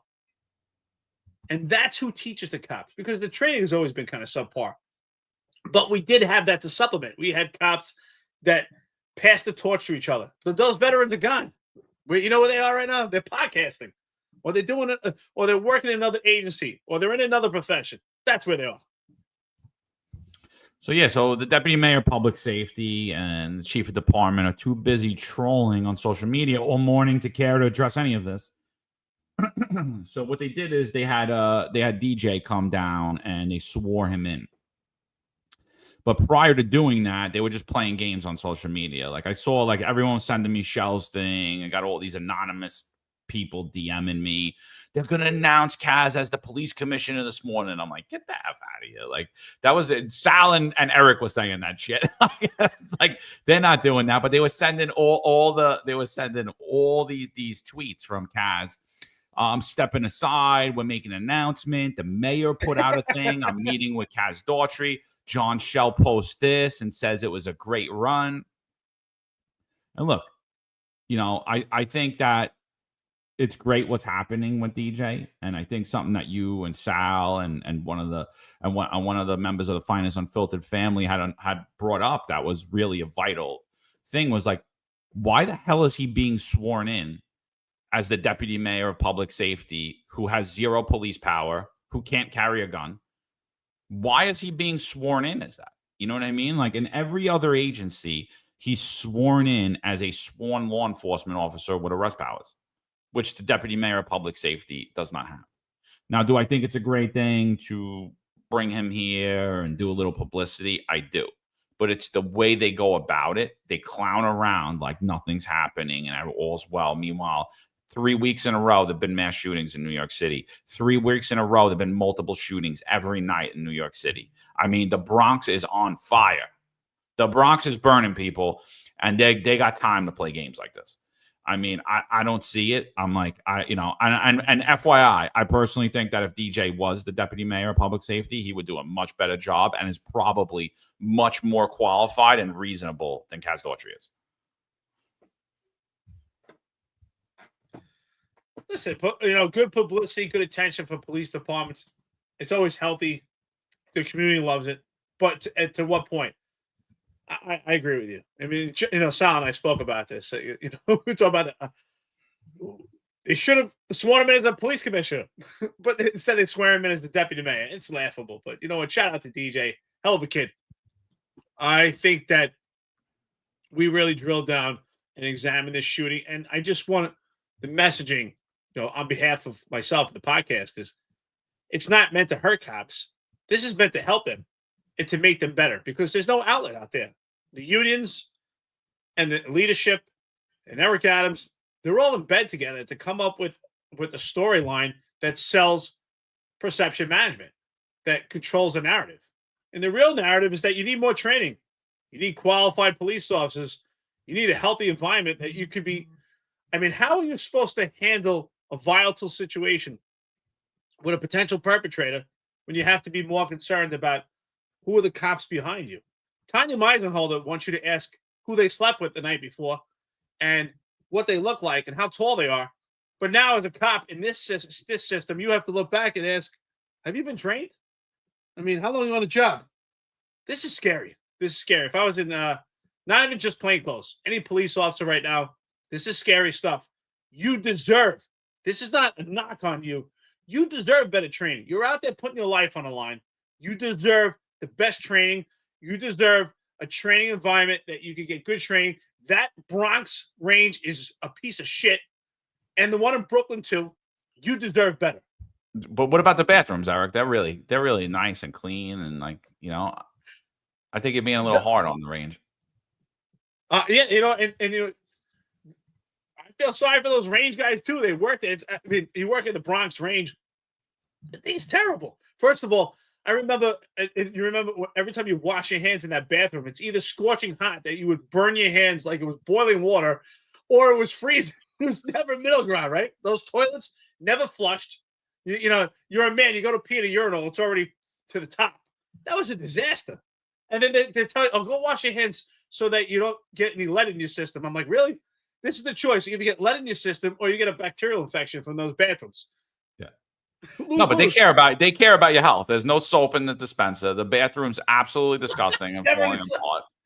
They care about your health, though. It's like, no, we care about you. You know, it's like, oh, really? I couldn't tell because you could spend money. The money you spent on Kaz Daughtry's embroidery could have built some beautiful bathrooms up at the Bronx range. But no, let's just keep those disgusting bathrooms on a hill in completely unsanitary conditions. Disgusting. But hey, listen, you know, the food's good at least. Yeah. What was your favorite? The meatball sandwich, or what was it? What? I was a fan of the coffee. I think there was still coffee grinds there. But you're right. You would go in that bathroom if you remember. There was one soap bar. There'd be like 15 men passing around one soap bar, and the bar of soap was black from everybody's dirty hands and scorching boiling water, and then one paper towel roll left. That was a horrible environment, you know. And the women, because the women's bathroom was right next door. You see, the women came out and they looked demoralized. They looked like they can't believe they had to go to the bathroom there. Like, you know, and we're all looking at each other. What the hell's going on here? You know, at least we could stand up, but those women have to sit down. Their hands are filthy from the lead. I'm like, oh my God, this is a disaster. You know, I'm not saying that it has to be like the cleanest ever. I get it, you know, with cops, but that was an environment like you didn't know whether. I'm like, what are you gonna get? Lead poisoning or bacterial infection? Pick one. Yeah, absolutely. I mean, but shout out to all you guys that did use that disgusting soap bar, because at least you wash your hand, unlike the majority dirtbags. You know how many times I was in the police and I was like, bro, you better wash your hands, dude. I better not see you walk out of this bathroom. You know? I'm like, you better wash your hands, bro. That's why, like, I was always iffy on shaking people's hand. I would always give the pound because I'm like, does this dude look like he washes his hands in the bathroom? Bunch of dirtbags. Oh yeah, you know. That's a horrible training environment. It really is. You're not learning anything there. There needs to be one training facility in every borough, and it needs to be. I mean, first of all, like I said, that first auditorium. Do you remember that one guy? I forgot his name. The guy was like about 400 pounds. I don't know how that guy fit to the door. And there was like 300 guys, 300 cops inside the auditorium, and this guy could barely breathe. And then when his microphone didn't work, the people in the back couldn't hear a word, so they just go to sleep. It was a disaster. I'm like, this is training? And then you're sitting on classroom. Remember those chairs? It was like sitting in a classroom in elementary school. You could barely fit in those chairs. It was terrible. That was terrible. That's how much I care about you. Yeah, I don't know. And then they're like, you know what I always used to laugh at too is one, they were like, oh, you want to get out of here? They were like, get. I'm like, I don't want to leave. I want to shoot. Like, you know. And then if you wanted to clean your gun, it was like an issue. I'm like, dude, I want to clean my gun here. I don't want to go home and clean my gun. I want to clean my gun here. Like, is it okay? Can I clean my gun? Let's go, people. Let's go. It's like, you know, you're telling us all this shit. At the same time, you're rushing us out the door. Let me clean my gun. Like, holy shit. You know? You know, that was just my not. But you know, I enjoyed the range day. I did. It was a down day. It was a day to get more familiar with your firearm. It was a day to ensure that your equipment's working, to clean it. Why not take that time? Why not take that time? Why you're rushing? You know, range days. John, how about the parking situation? That was great too, right? It got so bad that people had to park like blocks up. You couldn't even park inside the range line. They didn't have room. Well, I would always get there early though, because I was never dealing with that. Would always get there early. I was like, screw that. I'm going. Well, that was another problem, right? The range started at 7, but if you want to get a parking spot, you had to show up there like 3 a.m. It was insane. You know, and then still the line was out the door. I feel sorry, honestly. I get why those range guys are like angry, because they are. They're like a bunch of angry birds, and they're all pissed off. But at the same token, imagine working there like, this place sucks. And then you have 300 miserable cops because it's a miserable environment, you know, eating meatball subs that you probably remember for weeks after that. That place was a disaster. Yeah. It was a disaster. 100%.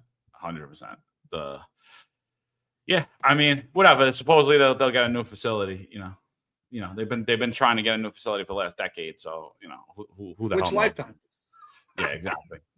All right, let's tune in a little bit of this press conference. This is Kaz Daughtry in his glory, in his absolute glory, that someone's going to be this made-up position of deputy mayor who has no sworn law enforcement authority and can't carry a gun. And we couldn't even have got him like an NYPD uniform. We got to give him. He's got to wear a uniform from a different department. You know.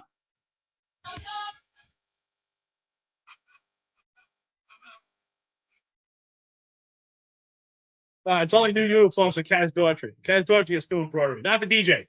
Like, why couldn't we have made him the chief of department? Like, seriously. I mean, he would have been more qualified than Shell, too. He would have had less background, had less issues on background checks as well. And he's got one neck. Yeah.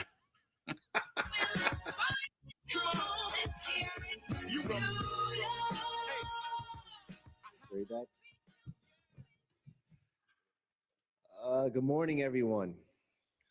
I know they heard the breaking news today. I'm not going anywhere. I'm not going. We'll be here for the next 4 years, but I will be stepping down just for a small bit for today. And DJ Dan. For the next 4 years. You heard that, right? Daniel will be taking my place as the honorary deputy mayor for public safety. And with that, I'm just going to turn it over to the mayor of the greatest city in America, Mayor Adams. Thank you, DJ. Thank you for being with us here today. That he has moved across the city and country, doing what he loved. And, you know, in this city, public safety has always been the administration's top priority. And it has been DJ's top priority as well.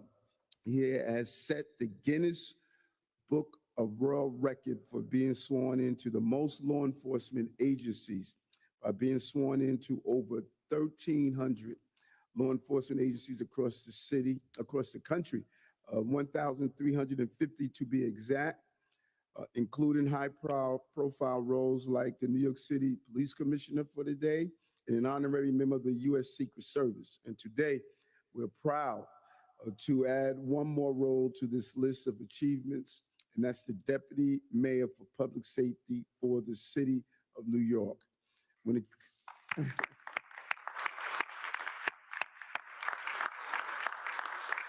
Like, seriously, why was this that he was already sworn in as a police officer, and now we're going to swear him in as deputy mayor of public safety, a non-enforcement police role? Such clowns, bro. Seriously. Shout out to you, DJ. I'm glad you did it. I would have went too. Good for you. But the truth of the matter is if you had law enforcement, if they gave you actual sworn powers, you would lock everybody up on that stage right there that you were standing there with if you knew what they were into. John, I got a question. I wonder what the conversation was with Kaz Daughtry. Okay, said, okay, here's what I do for the day. You ready? You need to get a video team. You're gonna go out, you're gonna make videos, chop cheese, and they're gonna follow you around, you're gonna promote yourself. I would love to be there for that conversation. Here's what I do for the day. Here's my role. This is how you banish lieutenants who don't salute you to the other side of the, I call Shell and then he sends them to the furthest point of their career. We call it the ruler test. This is how we make everyone in the police department miserable. This is how we get rid of 300 cops a month, experienced cops. This is how we keep people from wanting to take this job. I do it all. And by the way, you have to spend 8 hours of your day watching New York's Finest Retired Unfiltered Podcast. And don't ever listen to those guys. Small podcast. So speaking of integrity, we cherish integrity in the NYPD. We cherish it so much that the top NYPD traffic chief, the man who's responsible to try to bring down accidents across New York City, the man who's responsible to make sure that people aren't violating traffic law, the man who's responsible to make sure that our red light camera and speed cameras are in working order and nobody's like trying to do any ends around to not have to be held accountable for their actions by covering up their plate or using fake plates. That guy was allegedly involved in an accident. Franklin Sepulveda was allegedly involved in an accident, sideswiped a car, and then allegedly told his subordinate to lie about it. Never did an accident report, right? Left the scene of an accident. These are crimes, right? Then causes a false report to be processed, which is also a crime. And guess what? He's not suspended. He's not modified. He's probably in line for another promotion. I mean, on the Crumbs crew. What do you think, Eric? I don't know. Do you think that if a cop did this, they'd still be in that position right now? And I mean, should he still be a chief? Shouldn't he be immediately suspended, demoted, and awaiting his trial because he should also have been arrested for all of the crimes he committed? Or are we just nah, screw that? He's a hero. Let's promote him. I think Frank Sepulveda's accident report might be in that bag of potato chips. I would start looking there. I would look at that bag of potato chips. Yeah, again, scandal after scandal, corruption after corruption, appearance after impropriety, one after another. We can't even keep track anymore. That's why I said, NYPD, if you listen to this, not only do you have ComStat and ForStat and every other stat up the yin-yang, you need a scandal stat. You got to keep track of all this stuff. Every active chief is compromised and complicit. Here's another. But, John, it's not a big deal. It's just one more. It's okay. Not a big deal. It's okay. We don't have a problem with integrity. We have an image problem. That's the most important thing. The image has been corrected. It's okay. It's fine. Yeah, so I mean, if we're in a competent police department and you found out that the guy that's in charge of bringing down accidents doesn't have the integrity to report his own, the first thing I would do is have him immediately arrested for the crimes he committed. Then I would wait. He would be suspended. He would be demoted while awaiting the outcome of his trial, and then depend upon the outcome of his trial, he would be terminated. But not in New York City. In New York City, you know what we do? We don't bring up the report for the crimes he committed. We actually cover it up. If the complainant comes for a report, we lie to them and we tell them that we can't do a report and that no crime happened here. So we lie again. We cover up for the cover up and we reward people like this. And he stays in his position. And then who knows? He'll be at City Hall in a few weeks giving a speech on how you need to follow all the laws and how he's going to hold you strictly accountable. You know, it's interesting. A cop in the 4-4 precinct, his name is Kenny Victoria, is currently fighting two cases for being an active police officer. One for fighting with a perpetrator where a legal firearm was retrieved, and he's now charged with assault. He's been fighting this case for a while. And there's another case with an accident report, and he's being charged with a forged instrument. And he was not even he was a witness on an accident report. And yet, so there's your answer, John. You asked what would happen to a cop. This cop is fighting two cases in criminal court, and he's an active police officer. And yet, this chief is not being held accountable or liable. Just another, Another opportunity to skate away. It's great to be part of Tier 1. No, but don't worry. Fungo Hitter says Kinsella oversees training. She's gonna fix it just like she did the overtime, right? So, and Eric Adams is going live right now as we speak to talk about justice-involved individuals. So they're no longer perpetrators. It's no longer Albany's fault. Now they're justice involved. We're back to justice involved again. So that should be an interesting press conference. Oh, we're going woke again, John. We're back to being woke. Good. Yeah. Justice involved, So, but yeah, I mean, this is an actual slap in the face, I think, to every hardworking member of the NYPD. Anyone who's been held accountable for their actions, anyone who's been targeted and smeared by this department. I mean, look at this. Disgraceful. Absolutely disgraceful. And like, again, what's being done here? How has Jessica Tisch cleaned up the police department? She hasn't. But again, what we saw, she's actually not the police commissioner. She's just a figurehead. She's a police commissioner in name only, just like Tom Donilon, just like Ed Caban, just like Keechant Sewell. She is a police commissioner in name only. She is useless. She's not doing anything to clean up the city because she can't. Because if you're part of the Crumbs crew, there's nothing she could do to you. She can't remove you. She can't transfer you. She can't demote you. She can't terminate you. Nothing. Only the approved Adams crew, the people that Adams approves, could go. Everybody else, you just got to ignore all their criminality. This is not just lack of integrity. This is criminal. It's criminal. And again, I sit there and I question how great of a cop Franklin could be if he thinks he's getting away with this. He obviously doesn't understand how investigations work, or that even a civilian could easily investigate an accident and hit and run these days with all the cameras that are out there. And so I question, should he even be in that position either, or is this just another DEI hire? Disgraceful. I'm not surprised. Again, there's a different standard, different metric and measure. And it's interesting in how convenient that there's a play on words and semantics when it comes to Eric Adams' administration, right? Because with the police involved, friendly fire shooting, the perpetrator he's a violent predicate who's a recidivist, who's going through this revolving door. He's a criminal, John. But other perpetrators that are involved in incidents, they're justice involved individuals. Isn't that funny? The play on words and the semantics that we see with this administration. It's meant to control the narrative. It's meant to deceive your perception because they want to trick what your eyes see. Because again, this is what I've been saying on the podcast over and over. Right now, we're not fighting just corruption, but we're fighting messaging. And the messaging that comes from this administration is meant to gaslight you and to trick you from what your eyes see. Because they know the reality of what you're seeing doesn't match what they're saying. So their messaging, that's where the big combat is from this administration, is to feed you bullshit, and hopefully enough bullshit will actually start to make sense to you. Yeah.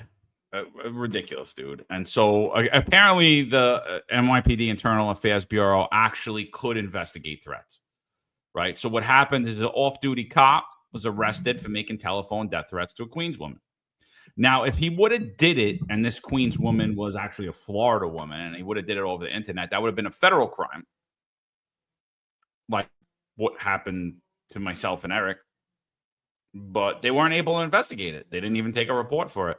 So it's amazing watching how things could happen. But if this off-duty cop was a member of the Crumbs crew, report would have never got taken.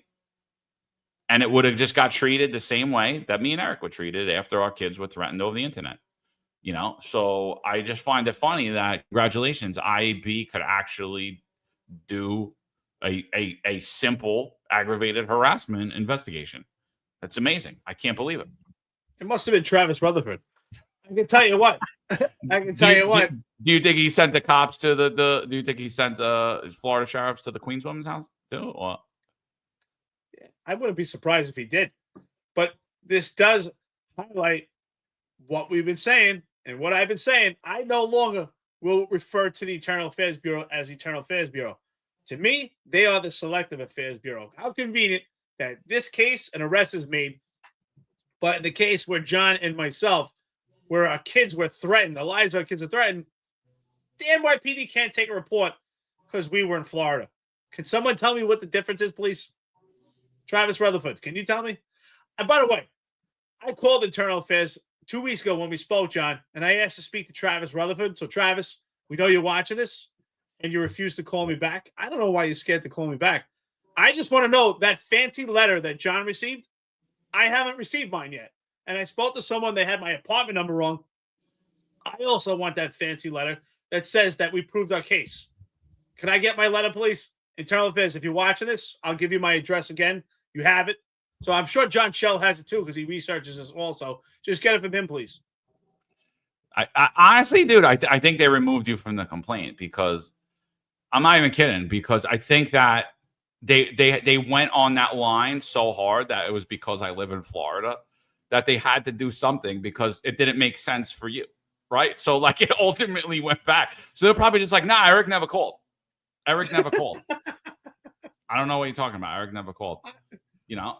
Yeah, So, and by the way, how professional. I called, and somehow they transferred me to intake. And then, I tried to explain the story, and then miraculously, the girl's like, boop, phone hung up. Yeah, really professional. Like, who is this? Yeah, Eric did from New York's Finest Unfiltered Podcast. Oh, click. Thanks. Very professional. And, yeah, by the way, they also asked me, John, if you remember, I spoke to Internal Affairs, and she's like, what's your tax number? Tax number? How is that even relevant? I'm retired. I'm not giving you my tax number. Like, what's your partner's tax number? I said, well, if I'm not giving you mine, I'm not giving you his. I'm retired. I'm a civilian. Thank you very much. yeah. Ron brings up a good point. He said Sepulveda is a civilian director in traffic. Exactly. So he cannot be modified. So he should have been immediately arrested and suspended. I take back what I said, and still demoted, because it can't be modified. So we can't modify civilians, but arrested, suspended, demoted, and then terminated.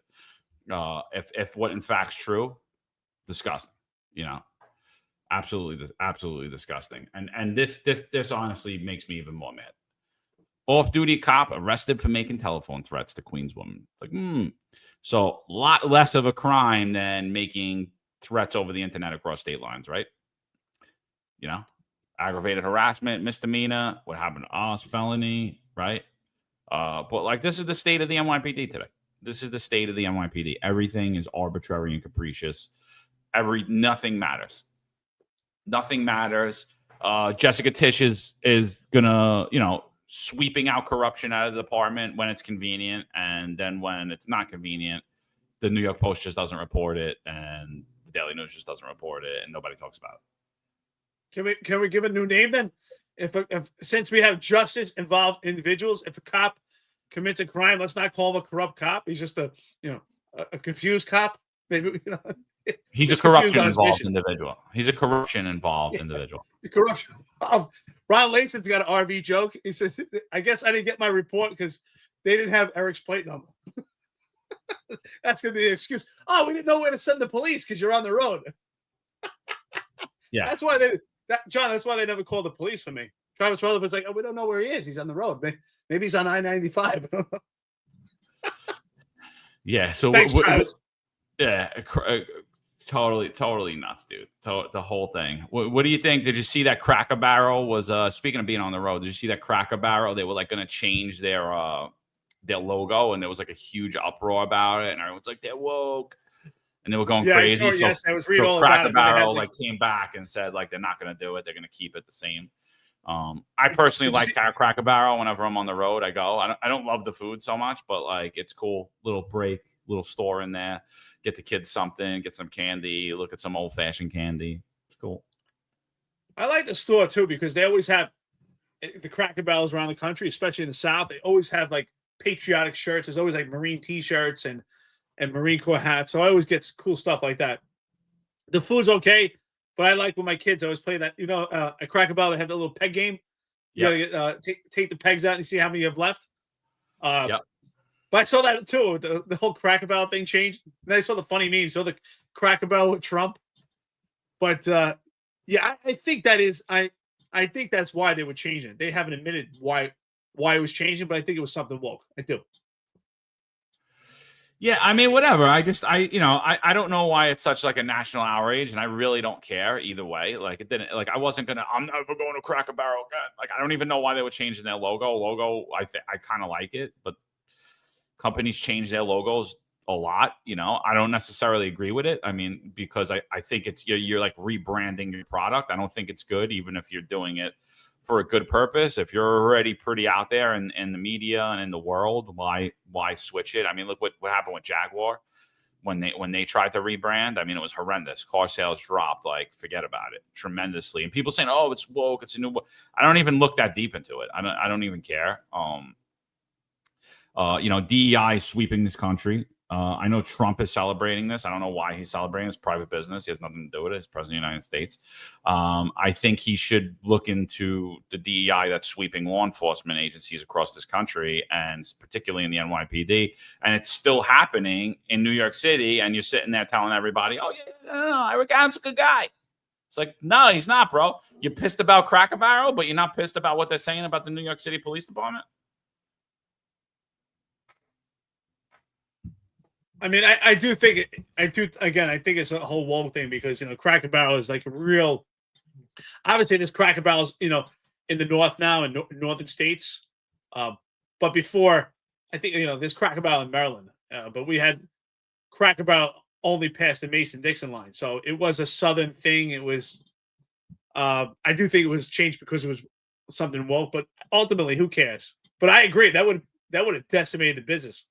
If it's not broken, don't fix it, especially when it comes to a business. If you see quite often, like I've seen it numerous times, restaurants that are awesome, that are small, and they're always packed.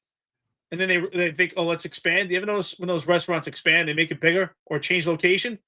And most times it tanks. It doesn't do as well. Like that's the nomenclature. That's what people know. And sometimes they want the lines. Don't change it. Don't fix it. Especially if it's not broken. Yeah, no. Totally agree. And then I think last thing before we run out of here, this comes out and this kind of pisses me off a little bit because I'm sitting here and I'm saying, Kash Patel and Dan Bongino, they reinstated almost all the whistleblowers yesterday. They put out a tweet last week. Kash Patel put out a tweet saying that he was reinstating all of the FBI whistleblowers, not Kyle Seraphin, by the way, but Go Bactual, Steve Friend, all those guys. They became good friends of the podcast, great guys. They've been doing basically what we've been doing. They have a podcast called The Suspendables, and they talk about all the ills of the FBI. So last week, Kash Patel had put out a statement saying that they were going to get reinstated, but Steve Friend goes immediately on Kyle Seraphin's show, and he's like, nobody's called me. Nobody's called Go Bactual. Like, I don't know anything about this. No, I didn't make a deal with anyone. So they're actually reinstating them to whatever compensation rate they are to their rank with full back pay. So I think that was a good victory, but not Kyle Seraphin. Kyle Seraphin's been the loudest voice speaking out about the NYPD, about the FBI. And I think that's a problem. He was the whistleblower that blew the lid on the FBI targeting Christian churches and labeling them as domestic terrorism hate groups. So, so that makes me raise my eyebrow, especially the fact that Dan Bongino and Kash Patel were once very friendly with Kyle Seraphin and said that if they were ever in, the first thing they would do is reinstate him, and he's yet to be reinstated. So, I mean, that makes me raise my eyebrow and question. But this clip also makes me question, because again, I'm saying I'm very disappointed in the Trump administration to date. Like, we were told things were going to be declassified. Kash Patel said he was going to have an office that 24 hours a day, 7 days a week, was going to declassify all this stuff. There was no need for most of this stuff to be declassified. And basically, what Tucker's about to say here, the police chief corroborates in this thread that I was on. Ready? And that was a tip-off to me. I mean, I had no thought in my head as I watched this happen on television and in the subsequent weeks that U.S. law enforcement or military agencies had anything to do with it. That never crossed my mind. I never thought it was a false flag or anything like that. I'm not a conspiracist by temperament. I never thought that. And then I interviewed the chief of the Capitol Police, Stephen Sund, in an interview that was never aired on Fox, by the way. I was fired before it could air. I'm going to interview him again. But Stephen Sund was the totally non-political worked for Nancy Pelosi. I mean, this was not some right-wing activist. He was the chief of the Capitol Police on January 6th. And he said, oh, yeah. That crowd was filled with federal agents. What? Yes. Well, he would know, of course, because he was in charge of security at the site. So the more time has passed, now it's been, and that was it. So January 6th, like we said, was flooded with federal agents. It was flooded with Antifa wearing Make America Great hat again. They were flooded with our government inciting riots. And we don't know anything about it. We're still talking about it as if Joe Biden's in charge of the of the country, and Kash Patel and Dan Bongino are still on their podcast, and they're not currently in charge of what's happening. Yeah, I mean, we're still left in the dark. We still have a lot of questions, and that's why at this point, can we even trust Kash Patel? We've seen the result and the byproduct and what yielded from this Epstein case, which is pretty much nothing, and we're seeing the same thing over and over. So all these promises about declassification have not come to fruition at all. Obviously, Kyle Seraphin not being the whistleblower being put back is still a threat to them. It's still a threat, and is a lot of political theater in this. Absolutely. And I think Tucker asked the right questions. Exactly. Was there a lot of federal? That's what we heard, right? There was a lot of federal personnel there. So what really went on there? We still have a lot of questions. I mean, look how many years later, and we're still saying, what happened? What's the real story? Because we've been fed a lie. Yeah, so I'm not happy. And then when you look at the cities and states with the mandates, I mean, again, why are we not compensated and reinstated? And why is the military like half reinstated? And even there, if you look at the package they were offered, it was a joke. I mean, it was a publicity stunt that really, most of the guys are saying, I'm not even going back because it's not worth it. This is bullshit. This is bullcrap, So we're unhappy, President Trump. That's all I got to say. We're unhappy. And that doesn't make me not MAGA. That doesn't make me not America first. If anything, I'm more America first and we're more America first than you and your team. Oh, God forbid. That part I hate. If you voted for Trump, or the overwhelming majority of his policies you support, you can't give any criticism. That's absolutely ridiculous. But it does beg the question, John, with Kash Patel not declassifying a lot of this information, we have to ask at this point, what line are they towing at this point? And we see, to me, it's almost like cross-contamination. Who's Democratic and who's Republican at this point? We can't even tell. We can't even tell because the lines are completely blurred. It's not just New York City, John. It's on all levels. Like, who's who? Who is who? Yeah. And those that didn't get a chance, check out 10-4 Tavern last night. They had retired Deputy Chief Joseph Herbert on, legend in the NYPD, directly involved with catching. It was his work that directly caught the Zodiac Killer. So I think identified the Zodiac Killer. It was a great episode. Really like to hear from Deputy Chief Joseph Herbert. It was great. It was a great interview. So definitely check that out. Sal's show with Eric was awesome yesterday. Later on this evening, 17:05 or 5:05 p.m. Eastern time, we're going to have the executive perspective. They're going to be talking about Mondani's policies, where it's being reported that the DSA doesn't believe in misdemeanor arrests. What that looks like, what that does to public safety, New York City, NYPD. What would it look like in NYPD and in New York City where misdemeanors were legal? So they're going to be exploring that later. So that's going to be a great episode. Make sure you check that out. Eric, you got anything before we run? Yeah, I just want to say I was blown away by the interview with Joseph Herbert. Shout out to Tom Joyce and Pete Faselli. That was a great conversation, good engagement. I was impressed. Great record. I said, wow, here's a good man. I mean, he was so humble about his career. And when he spoke about his leadership style and how he would talk to his people and reason with them, you clearly could see it was true authenticity. And I was like, wow, you can tell he was a good man. I heard all the good stories. And I was fascinated and blown away. So shout out to detectives, especially Corey Fisher, who's now healing from his wounds and his injuries. God bless you, brother. And I think it's important that you watch Joseph Herbert, because what did he say? He rose to the rank of deputy chief, and he said the most proudest moment, and you couldn't ask for a more authentic response. He said it was when he made detective, and he started to have some tears, and he choked up. I was like, wow. he really meant it. He loved it. So shout out to the detectives of the NYPD. He said it was the most proudest moment for a man who rose to the rank of deputy chief. So Joseph Herbert, if you're watching this, great interview. I was quite impressed with your career and your poise and your demeanor. Really impressive. God bless you. And I wish you nothing more than wealth and happiness and continued retirement. Impressive story. And what he did behind that case with the Zodiac killer was very impressive. Now, I'm sure a lot of those police type tactics and interview investigative steps utilized then, I'm sure, and I hope that they're being utilized now. So Joseph Herbert, shout out to you. 10-4 Tavern, great show. This network is packed. We're bringing you content, and just stay with us. Stay for the ride, friends and listeners. Thank you so much as always. New York's Finest, Return Unfiltered Podcast.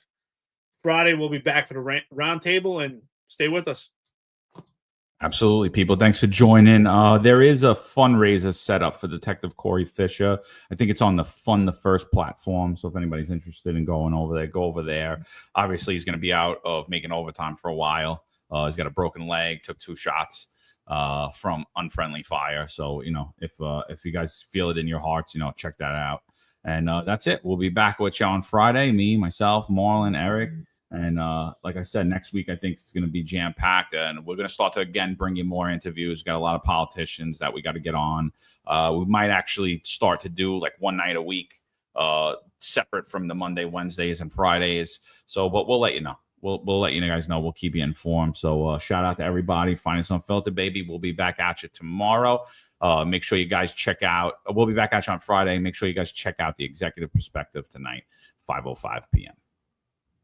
There's a handful of retired officers that don't live in the state that have a lot to say about the dream team, as I like to call it. All of a sudden, they retire and have a master plan on how to fight crime, but nothing to contribute when they were here. They want to come back and be part of the dream team. What can I say?